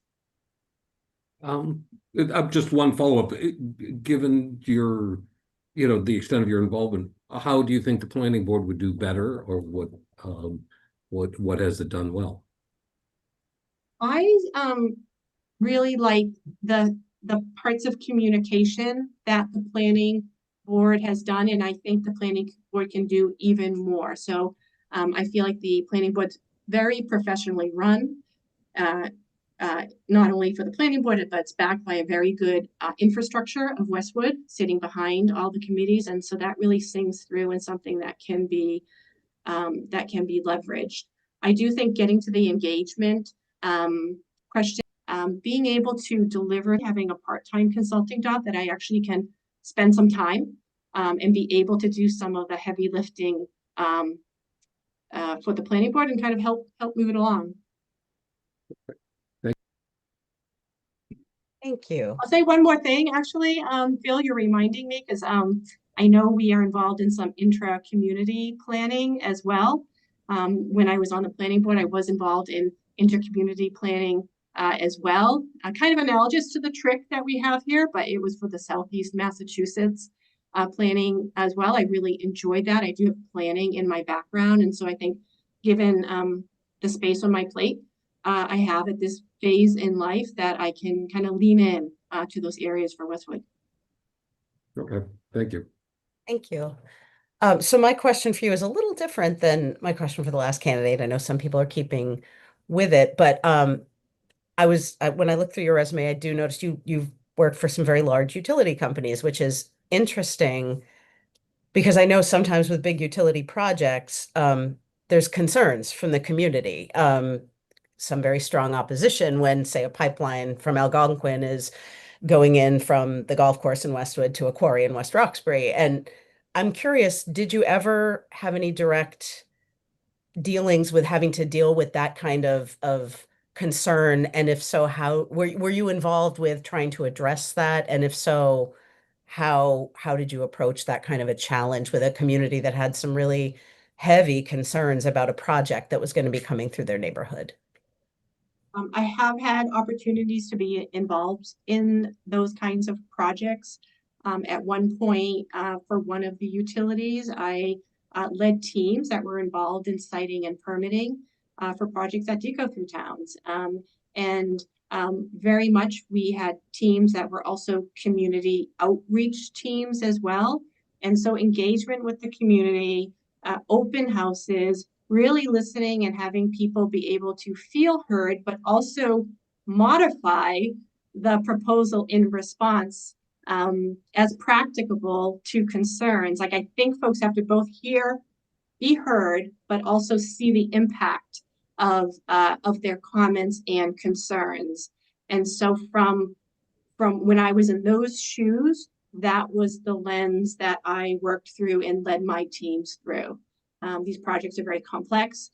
There's lots of, pros and cons and angles. But if you stick to principles of reliability, safety, sustainability, environmental, hearing the community, and you don't try to push through something and folks feel that way, I feel like that helps. Takes time and effort, but in the long run, it will help be successful. Thank you. Were there any other questions follow-up questions from planning board before I turn it back to Rob? Okay, thank you, Rob. Thank you, Ellen. Marilyn, thank you for sort of all the thoughtful answers so far. I guess I will sort of lean back on your prior elected experience in Norton and ask a flavor of the question that I asked Tim Talk to me about, you said you were there during a period of significant growth. Talk to me about, or talk to us about, how you balanced the need for that growth with the community concerns that may have revolved around things, and in this case, maybe to do something other than TPC. Yeah. So, I think when projects come to town before a planning board, it's the planning board's role to really take a paced view of things. Be measured.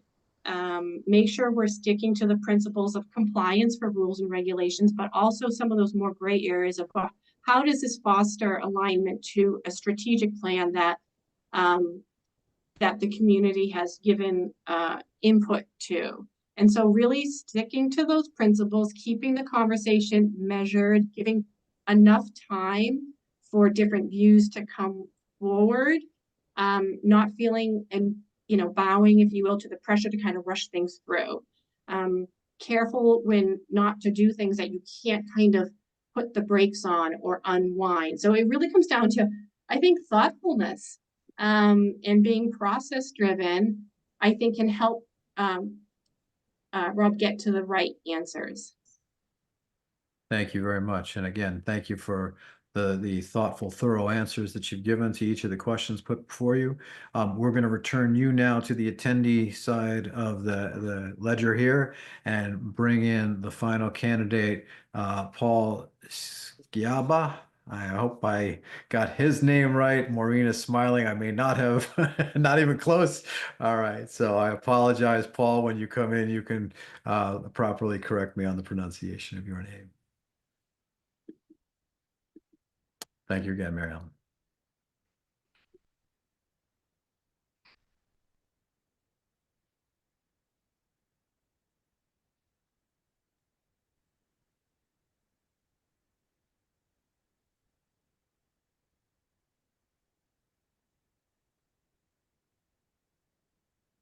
Welcome, Paul. If you could just turn on your mic and your camera.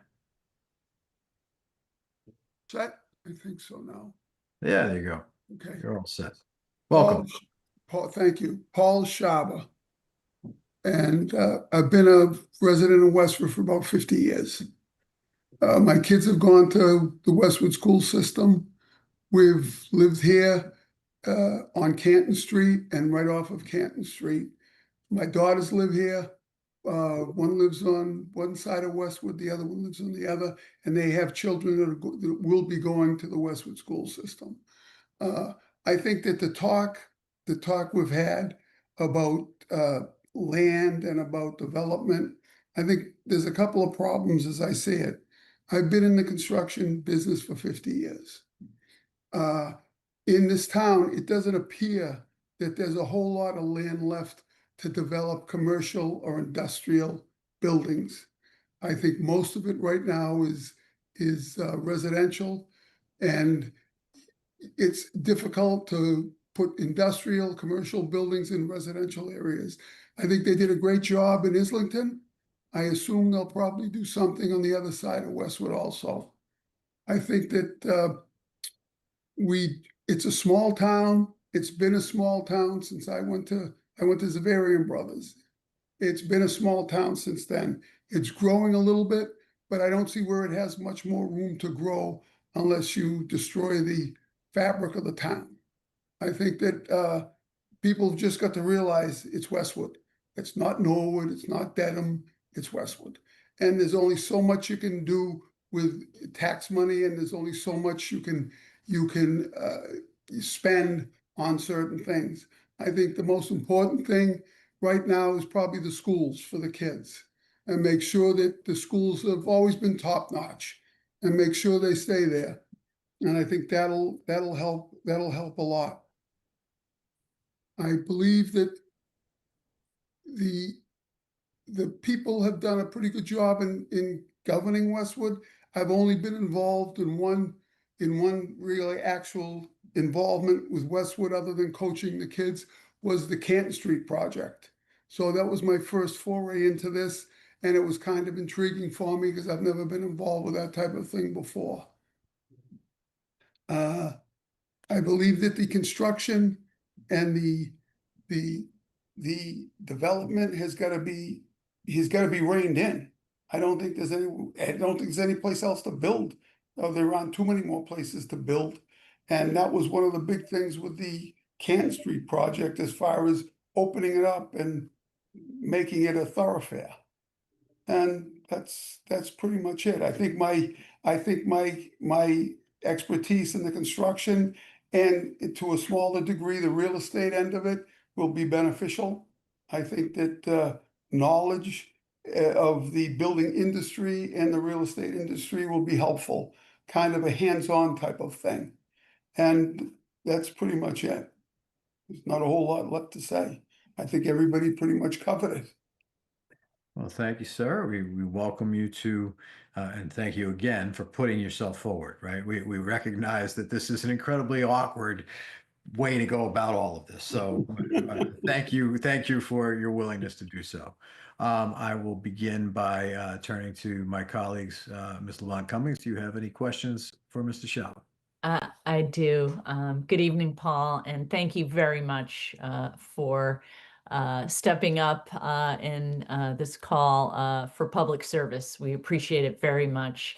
My question to you, sir, is if you were to serve on the planning board, what do you think would be your most important function on the planning board? I think my most important function would be to make sure that there's no runaway development in Westwood. I think that Westwood is, let's be very frank, Westwood is an exclusive town. People want to live here. People like the school system. It has a lot of options. It has a lot of good things. But I think that just an uninhibited development of any land that's available is just the wrong thing. I think controlled development is fine, but I think that there's still tracts of land left that, putting all kinds of development in there would just be the wrong thing for Westwood. Westwood's not Norwood. Westwood's not Dedham. Westwood's not Canton.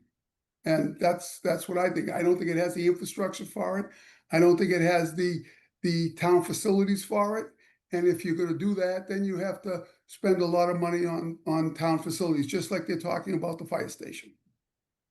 So it's kind of like a double-edged sword. And the taxpayers are the ones that are going to have to pay the freight, because I don't think there's much left for industrial land that you can use. So I think that it's got to be thoughtfully done, and I think it's got to be carefully done. And obviously, it's going to happen, but to keep it under control and not let it run crazy, because to developers, it's worth a lot of money. Let's be right honest about it. It's worth a lot of money, and I think that whatever you can do to control it and to basically think about your fellow citizens of what's going on and how they're going to be affected has a big part to play in it. And anybody that wants to come in here and build something, it can't happen. It's got to be controlled. Thank you, sir. Joe, you're off camera, so I'm hoping that you are still available. There you are, sir. Yes, Rob, I'm here. Okay, very good. Do you have any questions for Paul, please? Paul, thanks so much. Just one quick question. I'm sure you've been observing some of the planning board meetings. What subjects caught your attention? Actually, to be very honest with you, I haven't. Okay. And what sort of issues come to the forefront? I think land development. And the creep that will happen if it's allowed. I think that there's got to be some type of control over what happens in the town. I think it's got to be carefully watched, because if it's not, it's a desirable place to live. People want to live here, and I can see it since I've lived here. What's happened when you drive through the town, all over the town? It's one development after another, and it's been fine so far. I think that it's going to come to an end where you're not going to be able to do whatever you want to do and put a house on every 25,000 square foot lot that you can find. And I think that's what happens. Thank you very much. Thank you, Rob. Thank you, Joe. Ellen, I'd like to turn it over to you for your board's questions. Thank you very much. Welcome, Mr. Shaba. And as everyone else has said, thank you for being here and putting yourself out there through this very strange process. I will open it up to my colleagues on the planning board for questions. Phil. Hi, Mr. Shaba. Thank you for applying. Did I understand that you've never seen a planning board meeting in Westwood during? No. You've never watched any? Do you have any sense as to some of the current issues that we face separate from we certainly delve down and are well aware of the limitations on available space, but there's other issues that come before us. Could you give me any thoughts that you may have as to issues that you think we should, the planning board should be focusing on other than controlling runaway development? No, not really. I think that's a key part of it. I think Okay. that's key. Okay. I have no other questions. Thank you. Thank you. Any other questions from planning board members?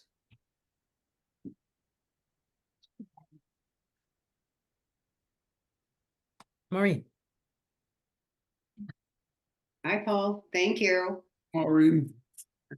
Paul, what has kept you in the town of Westwood for that many years, having and what's I think the one thing that stands out about the town that you find significant or the most important to you?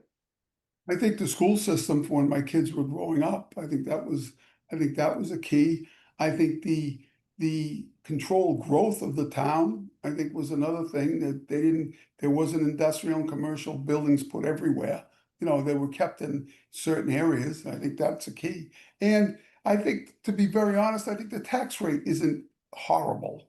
I think they've probably done a pretty good job considering what they have to put up with and what they have to do with the tax rate. It's not great, but tax rates any place aren't great. And when you don't have a lot of industrial and commercial buildings and areas, that's what happens. And I think you just got to kind of try to keep it under control. I think, because if not, you'll drive people out of the town.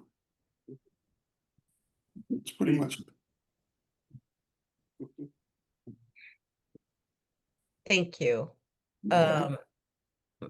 Mike, did you have any question before I ask mine? No, I just want to thank Paul for coming on and, giving us his thoughts tonight. I appreciate him applying and, thank you. And, if you ever have questions for us, please, we're always an email or a heartbeat away. So thank you, Paul. Thanks. I didn't want to jump in just in case. So I'll ask you a similar question to what I've asked about balance. So if we have a project where there's environmental concerns and there's kind of aesthetic concerns and financial concerns, and there's a bunch of competing needs, how would you approach trying to address all of those needs? Obviously, what do they say about a negotiation? If everyone walks away happy, then something went wrong, but how would you approach trying to achieve the best possible outcome for everybody in a situation like that? I don't think you can. I think that I don't think you can do it. Sooner or later, somebody's going to be not happy. I think that if you're a developer, the land is worth a lot of money. It's the property and the buildings you put on it are worth a lot of money. It equals profit, and that's what they look for. And I don't think in that aspect, I don't think you can keep everybody happy. When you have, you mentioned the pipeline going through. I think that's something you have to look at for the future use, for the future use and how it's going to affect the area and how much damage will it do to the environment, if you want to talk about that. How much damage will it do and what will it accomplish? And I think that's what you have to look at. I think you have to weigh everything, but I think nobody's going to walk away on any of these things 100% happy, especially in the real estate business and the development business and this type of thing. It's just not going to happen. Thank you. Well, Unless there's any follow-up questions from planning board, I will turn it back over to Rob. Thank you, Ellen. Paul, last question for you. Given, your prior statements on development and wanting to keep things sort of sensible, arguably a developer would not end up before the planning board without having acquired property that they've done some due diligence on. So, how would you balance your perspective on growth and whether you think something is appropriate or not with the developer's rights by which they've acquired the land and whatever project is brought before you? I think that you have to look at the zoning and the bylaws. I think if the zoning, if it dictates that they can, well, then you have to look at what they're gonna do. And you have to see what you can do to keep it under control, because I mean, I just look at what's gone on in certain areas outside of Westwood and what's happened, and it just takes over. It controls the town, and the money and what they bring controls the town. I think you have to look at the laws. I think you have to look at the zoning, and I know that it's involved with changing the zoning. But where I live, it's an acre lot. Well, I think that's okay. I think I would not want to, that to be tightened up to a half acre or a quarter of an acre where I live. And there is land available. It's almost right across the street from me. And I don't know what's going to happen to that. I don't know who owns it. And I think that's what you have to look to. I think you have to look at the laws and see what you can do with the laws, within the law, And from what I gather, you feel that this planning board and the prior planning boards have done a pretty decent job of being able to exercise influence to shape projects to maintain the character of town based on. I think they have, to be honest. Yeah, not for any good, but I think they have. I think when you still go through Westwood, it's still a good town. It's a nice town. It's an under control town. You don't drive through Westwood and see houses, garages, gas stations. You don't see that. Where you do see in other towns. There's no question about that. Just have to drive down the street. Okay. Well, thank you, sir. Really Okay, appreciate you get all the thoughtful answers. And I think now we will return you as well to the attendee list and begin our deliberation as a joint board.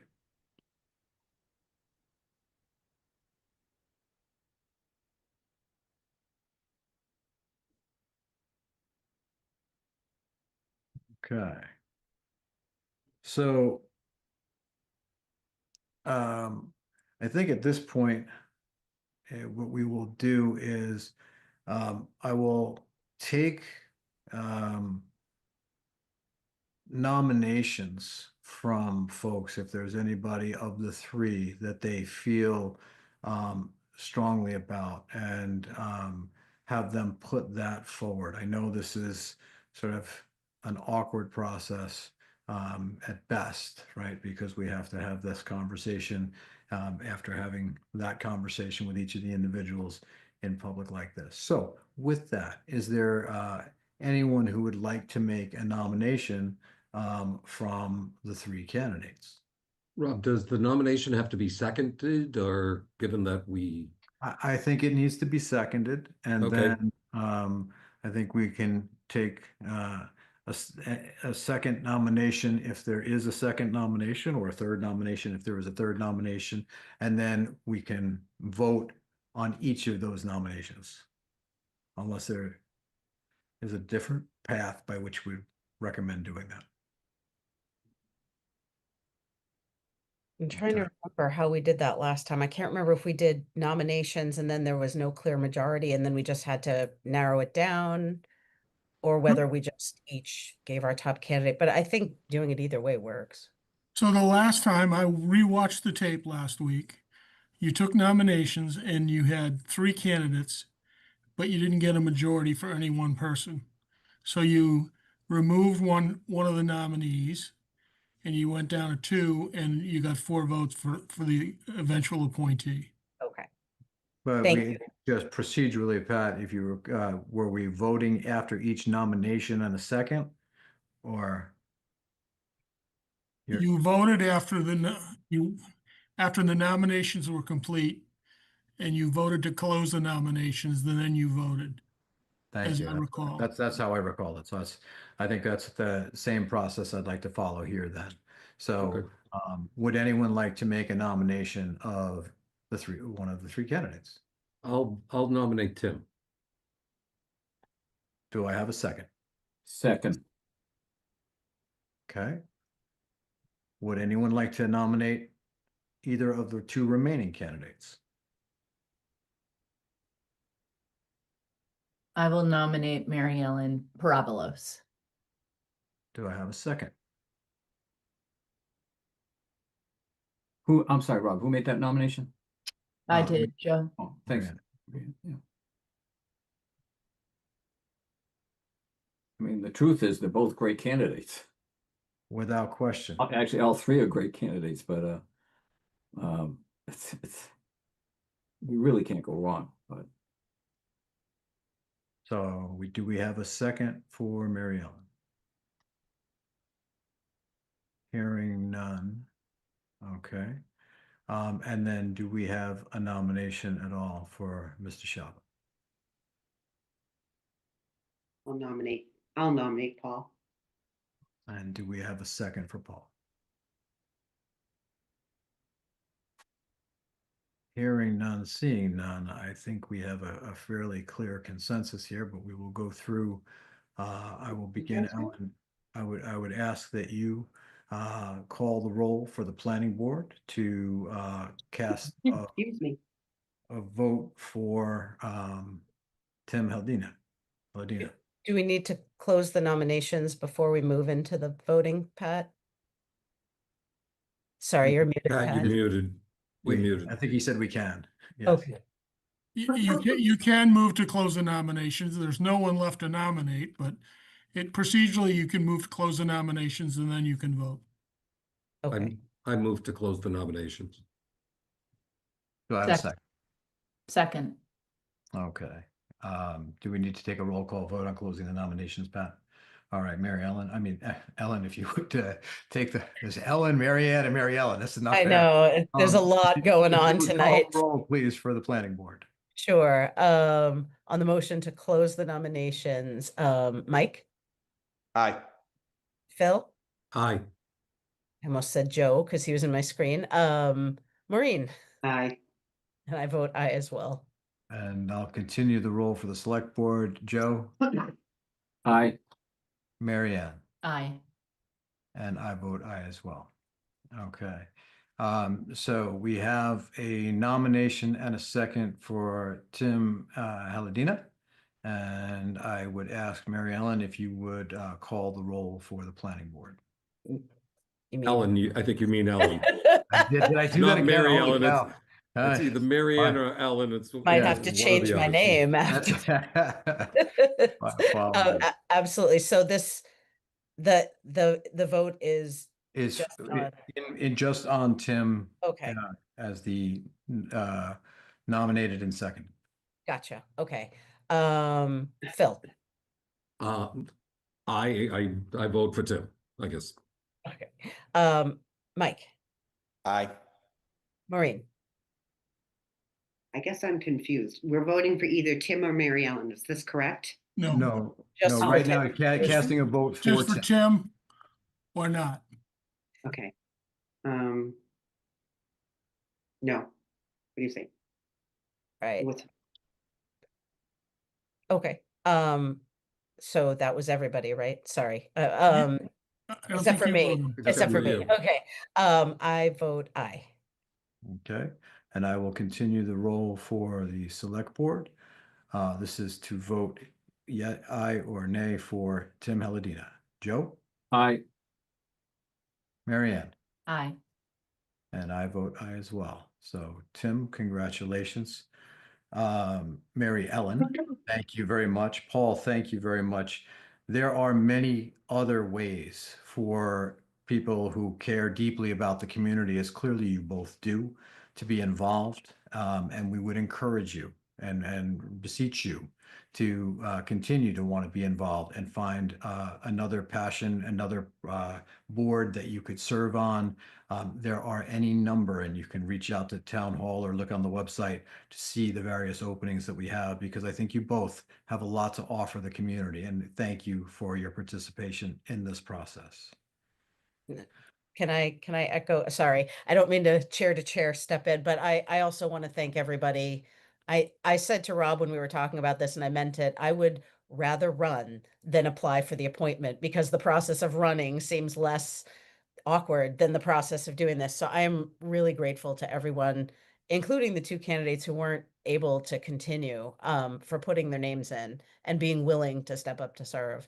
And I also see Elijah's hands up. So I wanted to acknowledge that too. So thank you.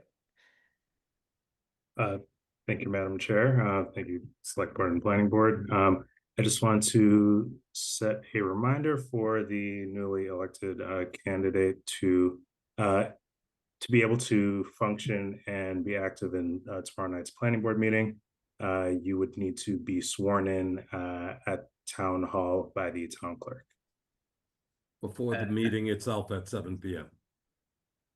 And Elisha, I assume you'll talk to the IT folks and get an email set up for Tim in his new role. That's correct. Excellent. Thank you.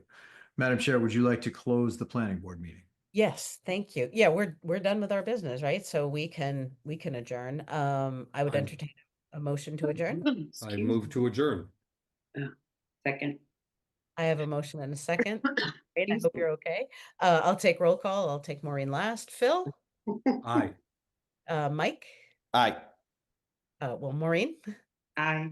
I vote aye as well. We are adjourned. Thank you, everyone. Thank you. Thank you, everyone. Thank Thank you, you. Select Board Good members. night. Thank you. Thank you. Thank Good night, you. everyone. Okay.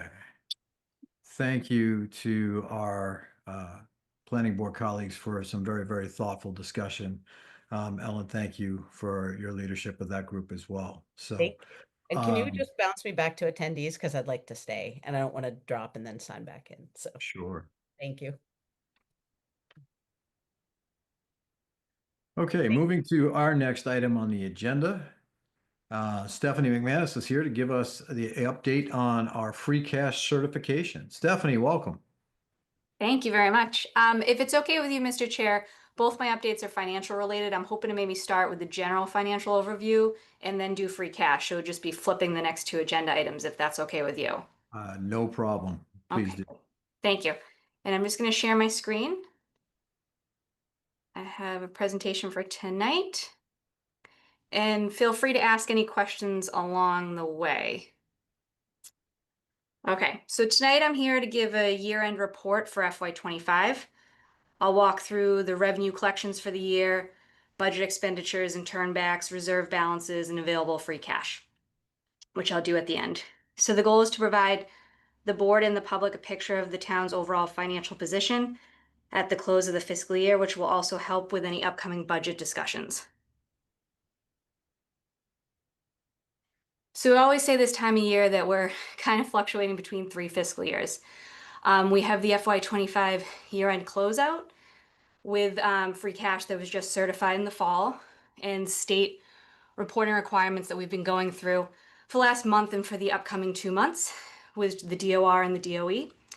We also just completed an FY25 audit that was on site. Everything went smoothly for that, which will lead into the financial report for due December 31st.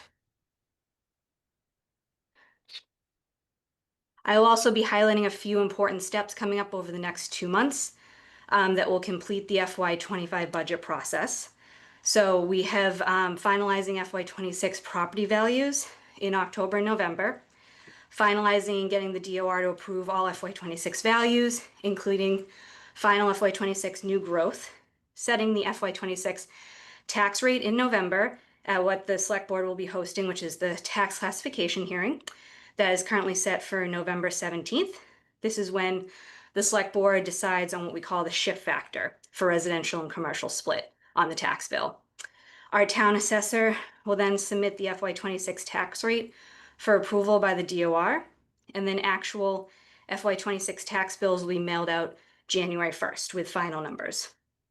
And then tonight I'll also just go through some key dates related to the next budget planning cycle, FY27. So for FY27, May 4th will be the anticipated date for the annual town meeting, which is when FY27 budget is voted.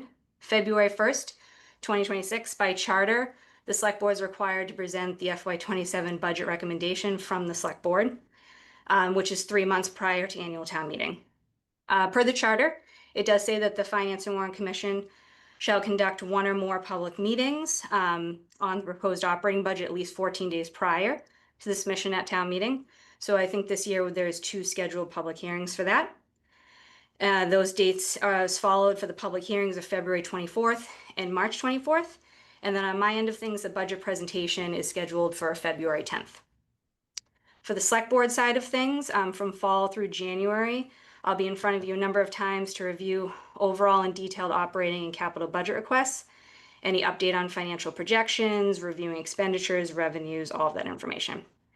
February 1st, again, is that date where we issue the FY27 budget recommendation from the board, and we continue to review revenue, expenditures, any outside assessments that we talk about a lot, such as Blue Hills, things like that. And then again, May 4th, all working towards that annual town meeting date. So for tonight's meeting, you'll hear mostly information on the FY25 year end close. So the key financial updates, current reserve fund balances, state aid, meals and hotel tax, a few other reserve fund balances, and free cash. For your next couple of meetings, I'll be in front of you with the Board of Assessors and our town assessor at your November 17th meeting for the tax classification hearing. Like I said, that's where we approve the tax shift and review the upcoming residential bill. December meetings, I'll be previewing the FY27 budget. That's usually when you hear for the first time about the capital budget as well. I'll then continue coming in front of the board December, January, February to update on the FY27 budget cycle. And then February and March meetings will then just be updates on any adjustments, outside information, assessments, anything that comes in after the production of the February 1st main budget book. And then again, I'll be presenting the budget to FinCom on their February 10th meeting. So just a snapshot of what I'll be talking about tonight. The year-end review for FY25, overall very successful. Revenue closed out great. Real estate tax revenue collections were on target. Collections remain strong. Local receipts revenue this year again remains strong. Expenditures closed out successfully. Departments effectively managed their budget. I always say this and I really mean it. I want to thank all the department heads for everything they do to stay within their tight budgets and close out the year sufficiently. Any overages were able to be covered by either select board transfers or town meeting articles 1 and 2 at the past town meeting in May. And so in summary, FY25 closed out successfully with everything on track as with prior years. So on the revenue side of things, the final FY25 budget for revenue was $123.4 million. We always say this, but the tax base is the main driver of what funds our operating budget. So in Westwood, it's a reliable revenue budget source. Thankfully, we have a 99% collection rate currently. It's a reliable source of revenue. This is standard with communities like ours. Tax title and tax deferral accounts are not counted as collected in the current year, so I did just want to highlight those. As of June 30th, 2025, on our tax title side, there's cumulative all years, $298,000. It's very consistent with prior years, and it's a good number to have, not a high tax title, which is a good thing. It means people are paying their taxes on time. Tax deferral, cumulative for all years, was about $600,000. Again, pretty on point with prior years. This is a program where qualifying senior residents are able to defer their taxes until their home is sold. So it's a great benefit to have available to seniors in the community. State aid, again, consistent revenue. It's a good source for the town. It's about 7%, I believe, of the current revenue budget. And as a reminder, the FY25 state aid final number was about $8.3 million. The majority of that is Chapter 70, which is the school's portion of that revenue source at $7.3 million. So it's about a 4% increase over FY24, So just to give you kind of a number, we're usually between our standards about 2 to 4%. Steady from year to year. We haven't seen major cuts in the past, so I hope to continue that as we go into the FY27 budget. We can anticipate that modest increase for that. Steph, before you leave this slide real quick. Sure. With the possibility of a federal shutdown coming on Friday, I know we kind of looked at this back in January when there was a potential freeze out of OMB. Can you just touch on, for residents' benefit, what our exposure level or lack of exposure level is to some of the potential swings at the federal level? I mean, just speaking from what I know, I don't see state aid being in trouble if something happened at the federal level, if there was a shutdown. Like I said, it's a pretty consistent revenue source, and I think the state will continue to support communities through this. That's just what I have on my end for that. Is there anything else I can elaborate on for you, Rob? No, just in terms of some of the state programs that may be, drawing on federal funds and things like that flow through. I know we are, relative to many other communities, less reliant on state aid overall. We are, yes. Like I said, it's only about 7% of our revenue budget. And we don't have employees that are federally funded. I'm just trying to think of any programs that would be significantly hit by that, but nothing really comes to mind. And I don't see this being a major source of a big cut or anything. And it is on the smaller end of how we fund our budget, which is a good thing for if there's times of uncertainty. Thank you. Local receipts is another significant funding source. So this is the last of what we call the three major categories that fund our general fund budget. These are what we call non-property tax revenue. So revenue collected at the local level. The total collections for FY25 was 8.9 million. Just to compare, the prior year, FY24 was 9.5 million. This exceeded budget projections by 4.2 million. Compare the prior year exceeded by 5.3. So we're still seeing over and above what we're projecting for revenue, which is a great thing. That is dwindling a bit, as I kind of have said in the past, it probably would, but still high and still very good. The largest drivers were motor vehicle excise tax, departmental fees and permits, and investment income. So motor vehicle revenue collections were higher than projected, which is a great thing. Increased permit fee revenue, a lot of that is growth in building permits. It's interesting. Westwood is still seeing large numbers of building permits being pulled, even with the economy and high interest rates. It's something that's still continuing in town, so that's a good thing. Investment income, again, I think this is the third year I've said this, but it's higher than anticipated.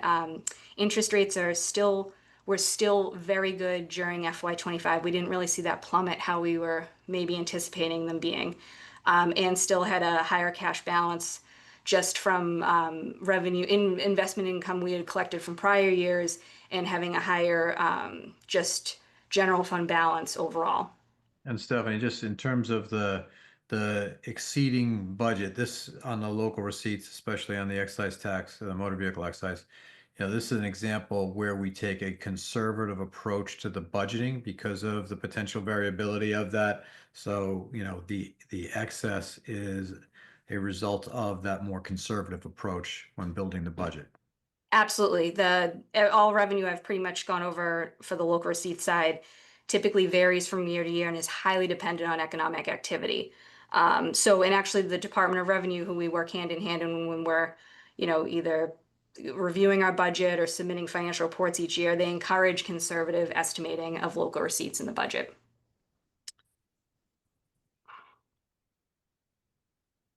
Meals and hotel tax revenue. So this is revenue that comes from local option excise tax that towns can adopt by a vote of town meeting, which Westwood did so in 2017. Funds for the town of Westwood do not go into the general fund, but are instead dedicated to a special purpose fund. Funds have been used by town meeting for capital projects in the past, not operating budgets. That was done strategically and conservatively to make sure these are sort of set aside, again, very fluctuating due to economic activity. We've been seeing it go up the last couple of years. Actually, we had some of the highest quarters this year for meals and hotel tax, which is very positive. That's great to see. People are getting back out and the economy is still doing good here.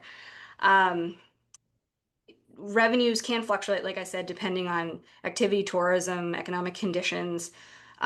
So we do set aside these funds into a separate account, use them for capital projects throughout town. Here's just a list as a reminder. At the May 2025 town meeting, we appropriated about 1.2 million in funds for townwide projects, generator replacement, library lighting system upgrade, study rooms at the library, things like that. So projects that support the town. And the current balance in the account as of June 30th is about $2 million, and that's after appropriation at this past town meeting. The stabilization fund, we always call this the town's main reserve account. This is looked at by our auditors every year, and anytime we go to borrow, it's something that comes into our credit rating agencies. It's a very important piece of financial decision that the town made. Very important for the current credit rating we have, which is AAA. It also protects the town against emergencies. The current balance in that account is about 4.4 million. So for the past couple of years, I've been saying we're close to our target. We're actually right on top of that target right now.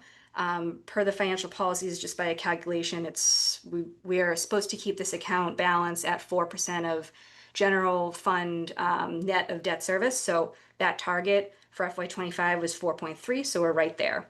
And town meeting has traditionally been transferring about $125,000 per year from free cash to this account. On the expense side of things, the FY25 operating budget was $115.6 million. Overall, we closed out on track, financially successfully. Again, departments worked hard to remain within their budget, which is hard to do, and they do it very well, and I appreciate that. Any transfers or supplements were needed through, like I said, Article 1 or 2 at town meeting and the Select Board Reserve Fund.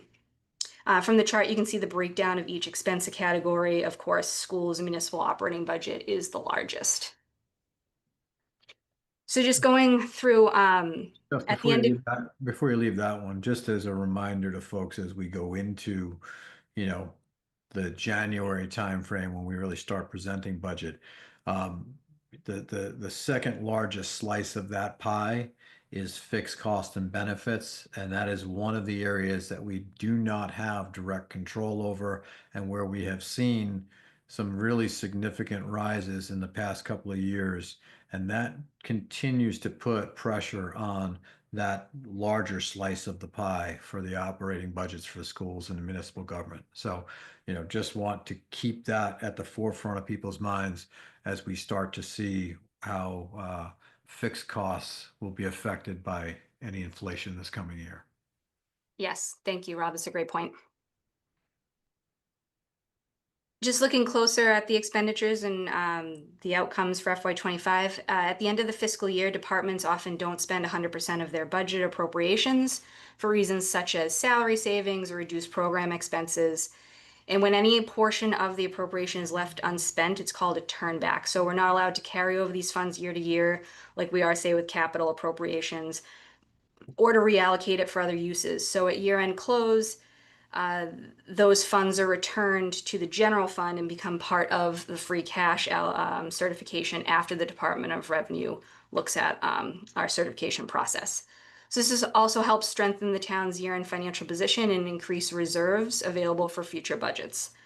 So for FY25 in particular, the final general fund operating budget, $111.7 million, which is without the sewer budget. The overall turnback was $2.4 million, which might sound like a large number, but it's just 2.2% of the overall budget. And just compared, that's lower than the last 2 years, but definitely right on target and within normal range. And a little bit more detail on that turnback per expense category. Like I said, very consistent with prior years. Fixed cost was a turnback of the largest turnback. It was lower than in the previous year, but still appropriate margins for such a large and fluctuating budget. Just an example within that is health insurance. We budget for what we have on staff, but that can fluctuate through the year, people coming on, going off. The municipal budget overall was a 1.4% turnback. The schools were almost 0% turnback. FinCom reserve budget turned back about half. And the select board turn back was also roughly about $217,000.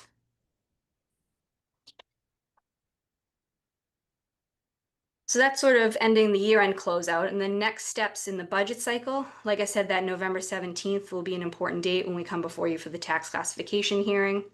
And then we will then, after that, get the tax rate approved by the Department of Revenue. And I really think of that as sort of the kickoff of the next budget year, just because that's around the time we get new growth certified, and then we can really move into forming the next budget cycle, going through what our tax levy will be and all those projections. And then November through February, select board meetings, continue update and review of the revenue projections for FY27, updating on local revenue sources. In January, late January, hopefully seeing what that state budget with the governor is looking like for that. And then tax levy calculations, including final FY26 new growth. Departments have submitted their 5-year capital plan requests. We're reviewing those right now. The capital book will be drafted in the next 2 weeks. We'll then review that with the board. So I'll come before you, most likely at your December meetings, to start presenting that budget and go through the different projects and what we think should move forward. I'll then review the FY27 municipal budget request. Forms are going out early November to departments to submit their FY27 requests. So that'll kick off that process. And then, like I said, the governor's state aid, typically at the end of January, they'll preview that at the MMA meeting. And then the select board proposed budget document, February 1st, 2026, which sounds so far away, but it's really not, which will be the municipal budget document, the overall budget summary, and then the capital budget articles. And that will all be presented to FinCom on February 10th. So that's that for the first presentation. I was gonna go right into, I just have this one's only 3 slides, I promise. So quick one on free cash certification, and then I'm happy to take any questions about any of this. So free cash was certified by the Department of Revenue on September 12th. Free cash is what we call the town's retained earnings as we close out the fiscal year, which in this case is FY25. So those funds can be appropriated at the following town meeting, which would be May 2026, to fund the FY27 budget. I know it's a lot of dates at once. Free cash can be a little confusing. So it's based on the FY25 closeout, and this number will go towards funding our FY27 budget. Each municipality in Massachusetts goes through the same process to be certified. There's a number of reports, calculations, which are reviewed by the Department of Revenue, balance sheets, cash receivables, a number of things. So I do want to start off by thanking our town accountant, Maria O'Leary, and our assistant town treasurer, Kathy Foley, for all their work on getting this done. So the DOR certified free cash as of July 1st, 2025 at just under 15.7 million. So this includes actual receipts above budget revenue projections, operating budget turnback, which I just went through, as well as unexpended free cash from the previous year. So discipline used to free cash for Westwood, it's not used to fund ongoing operating expenditures or budget shortfalls. We keep available fund balances by not utilizing the full amount and adhering to our financial policies. This was positive FY25 budget actual results. These are all good numbers. Just as a reminder, the FY26 budget, current budget that we're in, was funded by about $5.4 million of free cash. And that's just a list of the different articles at town meeting that were funded with free cash. This chart just shows the last couple years in blue of the number certified, and then the green is the correlating what was spent at town meeting or allocated at town meeting. And then this number right here is just a potential budget projection for the next budget cycle. So here are the last couple of years, this amount right here, of what was certified by the Department of Revenue. Here's the current year, previous year before that. And then each column just shows what was allocated at town meeting out of that balance, total used for that year, and the unallocated. So these numbers for the FY27 budget cycle are a little bit of plugs right now, but based on solid knowledge of things that we usually do each year, base capital for school and town, an allocation to the stabilization account, things like that, Article 1 and 2, we utilized free cash for to supplement end of year closeout things. So just projecting, if we did say use about $5 million, and this is without any other projects coming up for the next town meeting, that would leave an unallocated balance of about 10.7 million. The free cash target unallocated per our financial policies currently is 4.3 million. So anything beyond the target can be used for base school capital municipal projects, extra capital projects that might come up that the board could consider, snow and ice funding, one-time needs, things like that. And it also provides protection for the town. So it is good to have a healthy unallocated balance. So that's just some quick information that I won't go through, but sort of what the calculation of the retained earning is, what it includes, what it's offset by, and just to highlight, appropriation of funds does require town meeting action.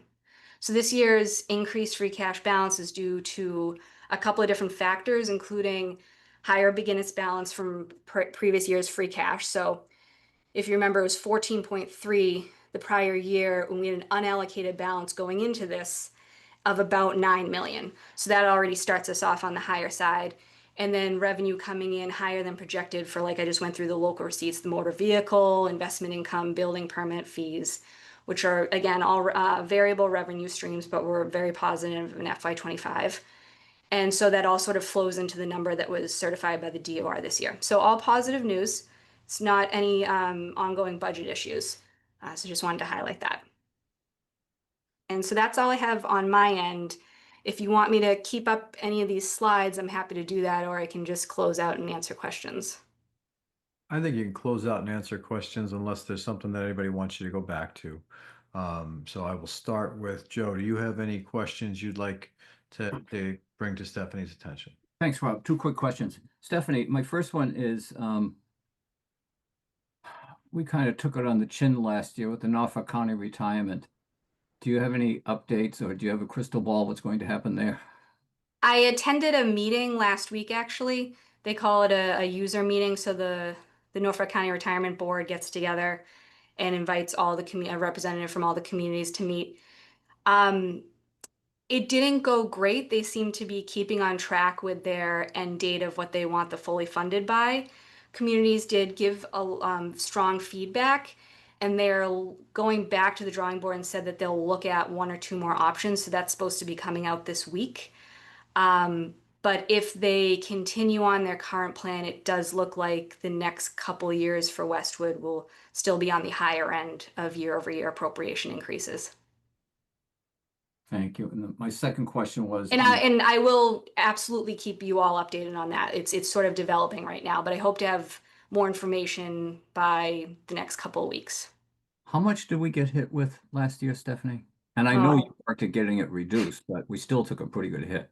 I forget the final increase. I want to say it was 8%, but I don't remember off the top of my head.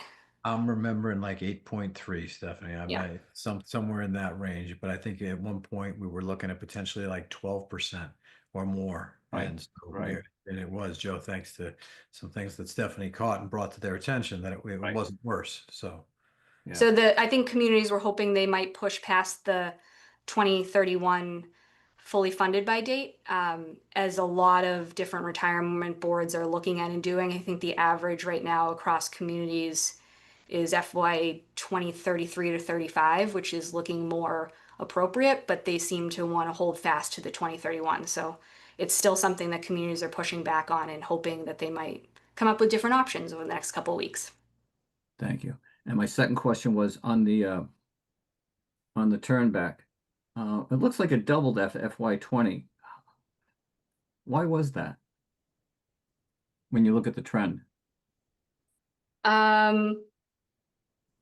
I could go back and look. I don't know off the top of my head. FY20, I'm just assuming that might have had something to do with COVID. Maybe there wasn't as much spending. People weren't putting on programs as much. So I don't mean just that 1 year. From 20 to 25, those numbers are double what were the previous 5 years. If you look at the slide. Which side? Sorry, Joe, which side are you talking about? I think The it's turn back. Yeah, operating budget expenditure turn back. And My I just page don't know that I number. see doubling. Oh, I'm sorry, you're looking at the bar graphs. Yes. Yeah. That could also just be, I think the debt budget at that time was increased. If I remember with University Station, they were adding tax revenue to the budgets such as debt budgets. So if you have higher budgets in the first place, turn back at the end of the year will be higher, if that makes sense. Yep. Yep. Okay. Thank you. But I can look into it more and get you more information. If I need it, I'll let you know. Thank you. Okay, thanks. Thank you, Joe. Marianne, did you have questions for Stephanie? Yeah, just a quick question. Getting back to the crystal ball, Stephanie, with respect to free cash, obviously the amount we have depends upon how much of it we spend in the year before. And what is that remainder? So understanding that, I'm just wondering what you would, and this is a really hard question to answer because of the premise, but what you would foresee as a trend going forward in the next few years. We have our certification now, but again, in that crystal ball, I don't know if that's a fair question. So I'll try to answer it on maybe two fronts. So what we use in the future will be a huge determining factor. I know the facility study recently came out, so maybe the board has ideas for different projects or investments they want to use. So it depends on one side on what we use for free cash each year.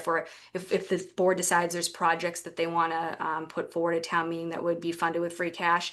And then sort of on the revenue flow inside, a huge driver of this the last couple of years has been investment income. And I know I keep talking about this. Our assistant treasurer is so good, she put together for me today.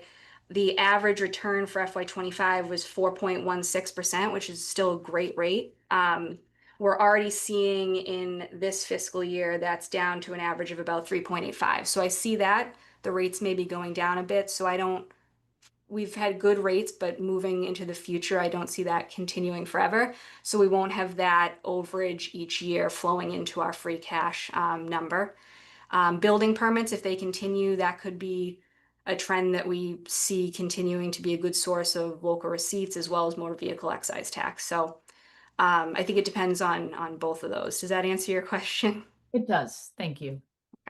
And if you could crystal ball any more clearly than that, you're in the wrong role and it should be running a hedge fund somewhere. So thank you. My questions you answered throughout the presentation, so I appreciate you for that. So I think we will move to our next agenda item. Thank you very much, Stephanie. And we will be seeing you a lot over the next few months. And please, again, thank your team. We know this is sort of the time of year when you're juggling 3 budget balls and you're doing a tremendous job of it. Thank you. I appreciate that. And thank you to the board. Thank you. All right. So our next update, you heard mention of it in the chair update, is with respect to Fire Station 1. Molly, would you like to take folks through what they can expect at our forum on October 7th? Sure. So as you had mentioned, October 7th, 6:30 p.m. at the Westwood High School auditorium.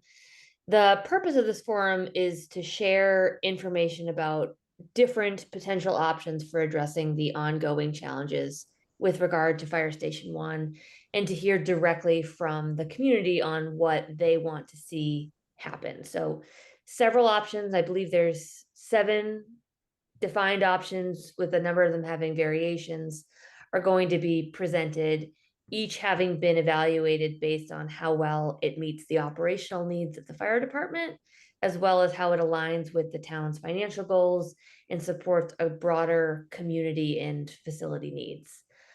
The forum will be moderated by Human Services Director Danielle Sutton and will include a panel of town officials, including myself, Fire Chief Steve Lund, Building Commissioner Mike Perkins, Finance Director Stephanie McManus, and Director of Community and Economic Development, Nora Lockney. So after presenting these options, the attendees will have the opportunity to ask questions about them, the benefits of them, the drawbacks of others, and panelists will also be available afterwards for informal discussion. For those unable to attend, I think you had mentioned the event will be live streamed and recorded on Westwood Media Center, and residents are welcomed, and I would even say encouraged, to provide feedback by emailing the board at bos@townhall.westwood.ma.us. We encourage all residents to attend and really look forward to gaining their input on this important conversation. And with that, I'm happy to answer any questions the board might have about the forum. Molly, I think I just want to add a few things to what you're saying there. You know, this approach is different than how we approach things for the first presentation. That was the project that was presented in June and then again in September. You know, we each have met with any number of residents in the wake of the last vote. And one of the things I think we all heard was that there was not an open enough process for the community to be able to understand. And there was some question as to whether the working group asked all of the truly objective questions that some of community members raised throughout. And so this is your opportunity. We encourage everyone to come, to listen, to learn, to ask, to challenge. The time to do this is now, early, so that we can go forward and have a project that people can unite behind and pass. Because to an earlier comment from a resident, you know, this is something we need to get done on behalf of the men and women of the Westwood Fire Department. So I know everyone is really, really busy. And this is the type of project that requires good, healthy debate and discussion. And so I would encourage a significant turnout from people who, you know, really care about our path forward with respect to this project. So I think the format will be one that you will find engaging and participatory, and we will be there, my colleagues and I, to listen. We will not be participating other than maybe some opening and closing, you know, welcome and thank you. This is an opportunity for everyone to listen, learn, and participate.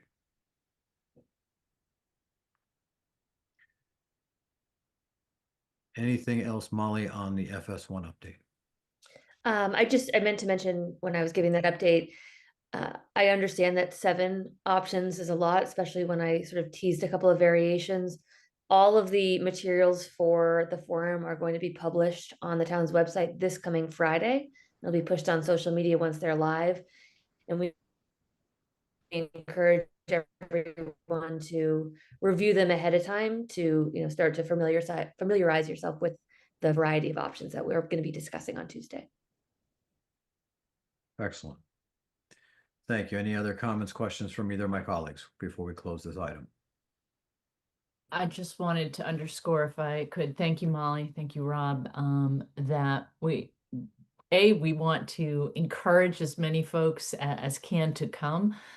B, we do know that, you know, folks have conflicts at times, whether it's work, family, what have you, which is why we're really encouraging people who can't make it live in person to watch it afterward, and what, you know, at their leisure, hopefully over the weekend, and then send their comments to us. So we don't want folks to think that if they can't come live, they're not going to have input into this. This is, I think we're all really excited to have this forum.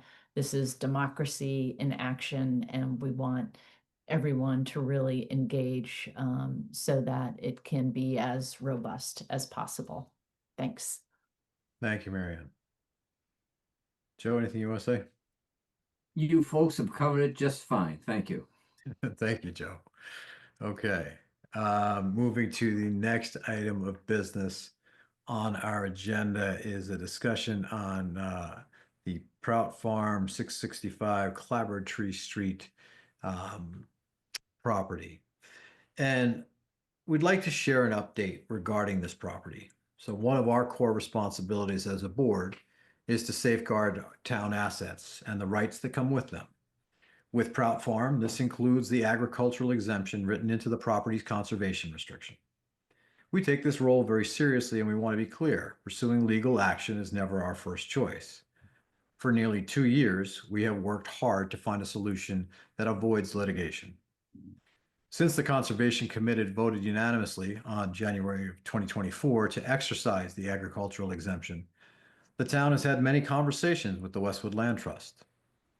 We recognize the important role the Land Trust plays in stewarding conservation lands and expected them to be a key partner in this process. Unfortunately, despite our repeated outreach, the Land Trust has refused in any meaningful way to engage in dialogue, and those discussions have not resulted in a path forward. We know this is an important and complicated issue for our community. We have heard from residents who feel strongly that agricultural use of the property is consistent with the conservation restriction and would provide meaningful community benefits. We have also heard from residents who believe that allowing agriculture on this site would impair the valuable habitat and set a troubling precedent. Both perspectives reflect deeply held values about conservation and stewardship, and we take them all seriously. To be transparent, we are posting the full complaint and the conservation restriction on the town's website. We encourage residents to review these materials. It's important to note that if the town is successful, any agricultural use of the property would need to go through a fair and open public process, such as a request for proposals. No outcome is guaranteed for any particular farm or applicant. The town has expressed an interest in exploring options such as community farming, but it would be up to that public process to determine what is possible. We remain willing to continue discussions with the Land Trust in hopes of finding a solution outside of the courtroom. At the same time, we cannot allow the town's rights to be set aside. If necessary, we will rely on the courts to resolve this disagreement while keeping the door open to a negotiated resolution. We will now move to our next agenda item, which is a custodial appointment relative to 1194 High Street. And Pat, would you like to take us through this? Sure. So as you know, in August, we foreclosed on 1194 High Street. Pursuant to Mass General Laws, Chapter 60, Section 77B, the Select Board must appoint a custodian who have care, custody, and control and management and control of the property hereafter, or as required by the town through the tax lien foreclosure. In the past, we generally used the treasurer position that now that Stephanie occupies. And so we're suggesting or recommending that we appoint Stephanie McManus to be the custodian of the property at 1194 High Street. This doesn't mean we're going to sell it right away, but it does mean we have a path to move forward as the days go by. And there's some other decisions that we're going to have to make, like, do we hire an auctioneer? If we decide to sell it, we need to sell it at a date and time and a location of the auction. And there's other requirements we must do, like post 14 days prior to the auction, must post notice of the auction in 2 public locations and send a certified mail notification to the former owner. I'm happy to answer any of the questions, and I'm okay and support this custodial appointment. Okay, so tonight what you need from us certainly is the appointment of the recommended custodian. Yep. And then do you need firm decisions on any other of the next steps that I heard you mention employing an auctioneer and not at this time. Very good. So the only thing you're really looking for from us at this point in time is to appoint Stephanie as the custodian. Kind of the captain of the ship is the best way I can put it. Very good. Do I have questions from either of my colleagues? Not for me.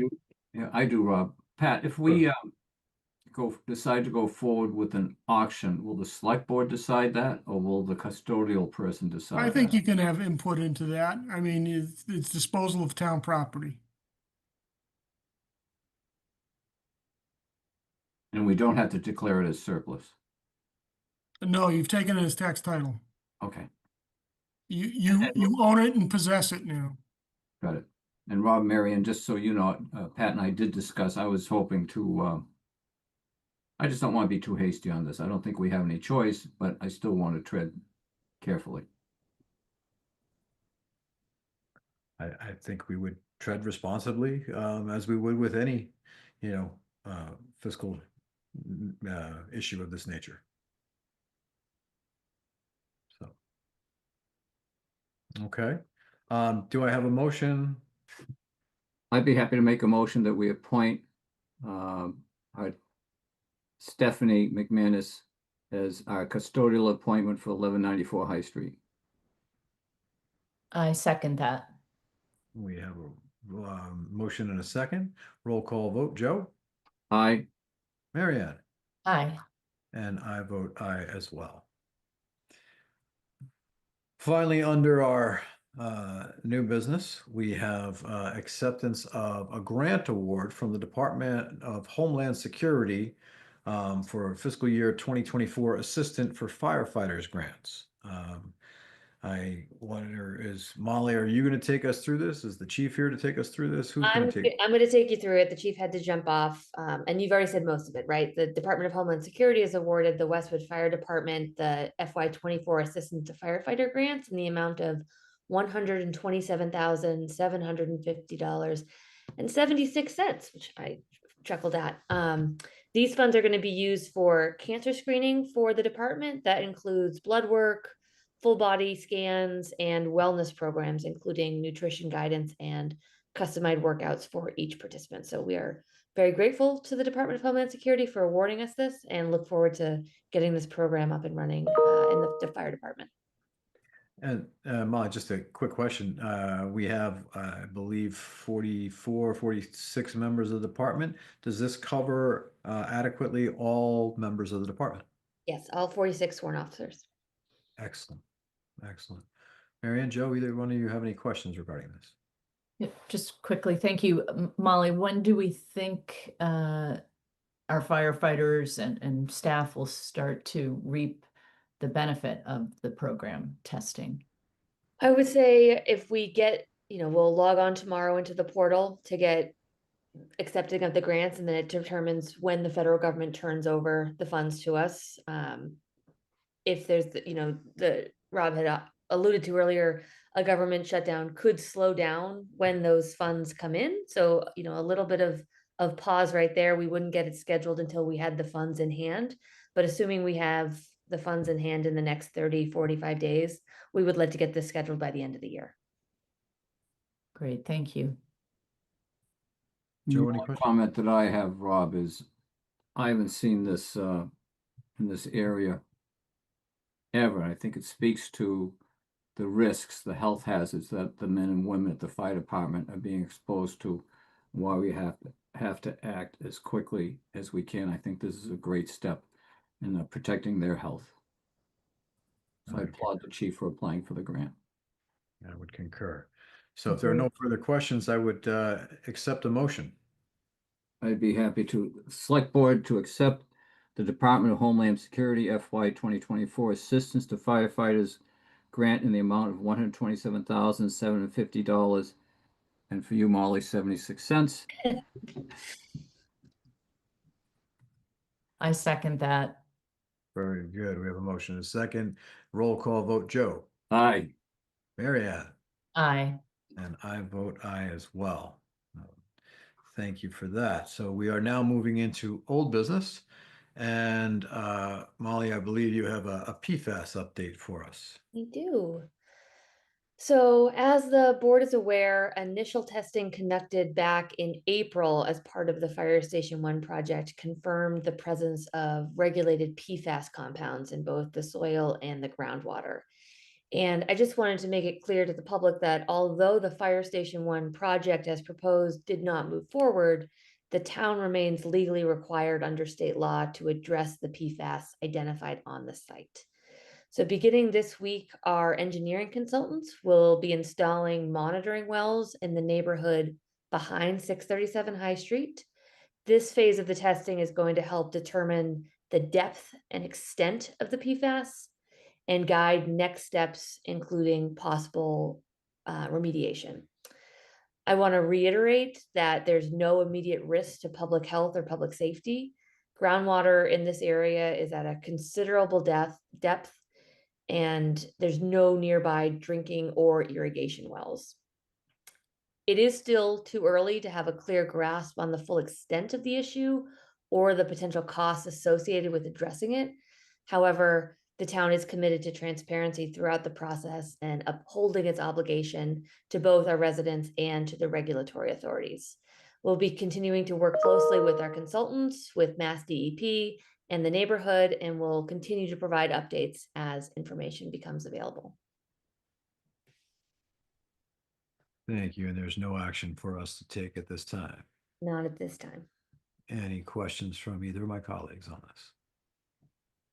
Thank you for No. the update. Thank you, Molly. Yes. Okay. Next, we are going to move to appointments and reappointments. I believe we have one appointment to consider at this time. Molly, are you taking us through that? I am. So we have one reappointment for you this evening. Laura Provost would like to be reappointed to the Historical Commission for a 3-year term. Ms. Provost was originally a member of the Historical Commission, but her membership lapsed when the commission was not holding regular meetings.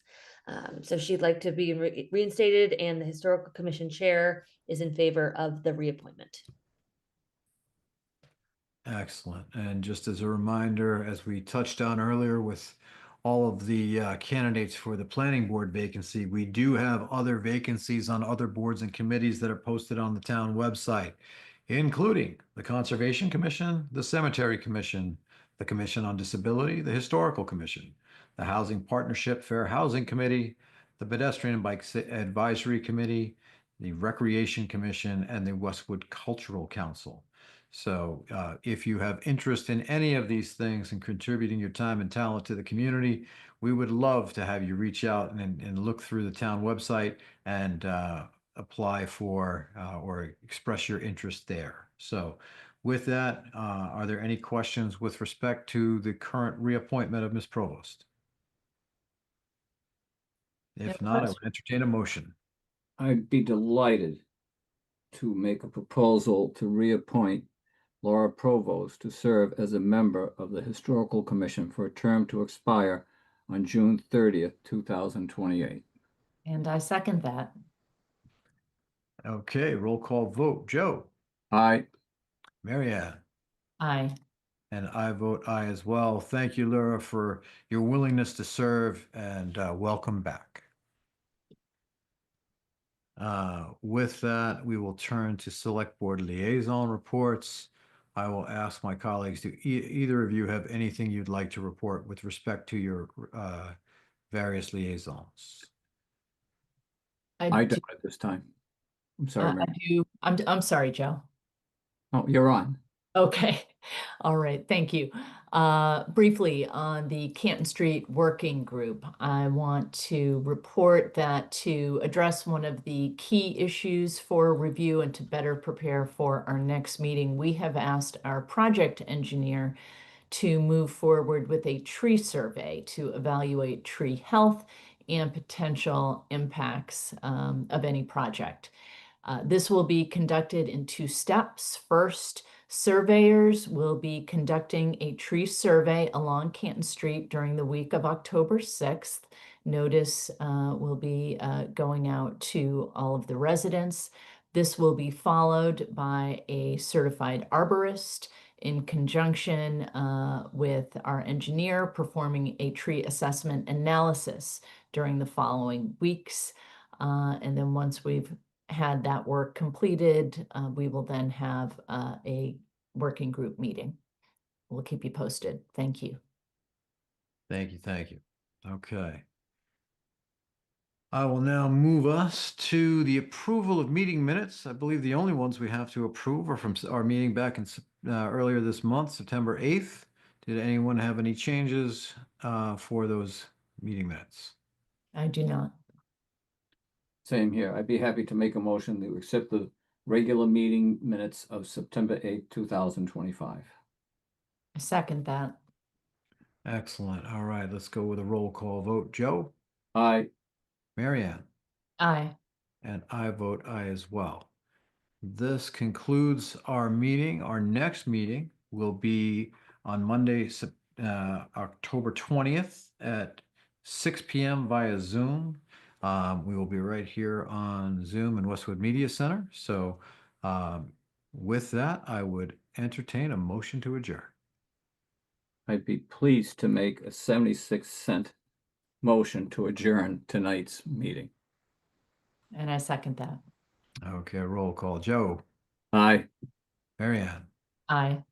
And I vote aye as well. Thank you, everyone. Have a wonderful night, and we will see you again on October 20th. Nice job.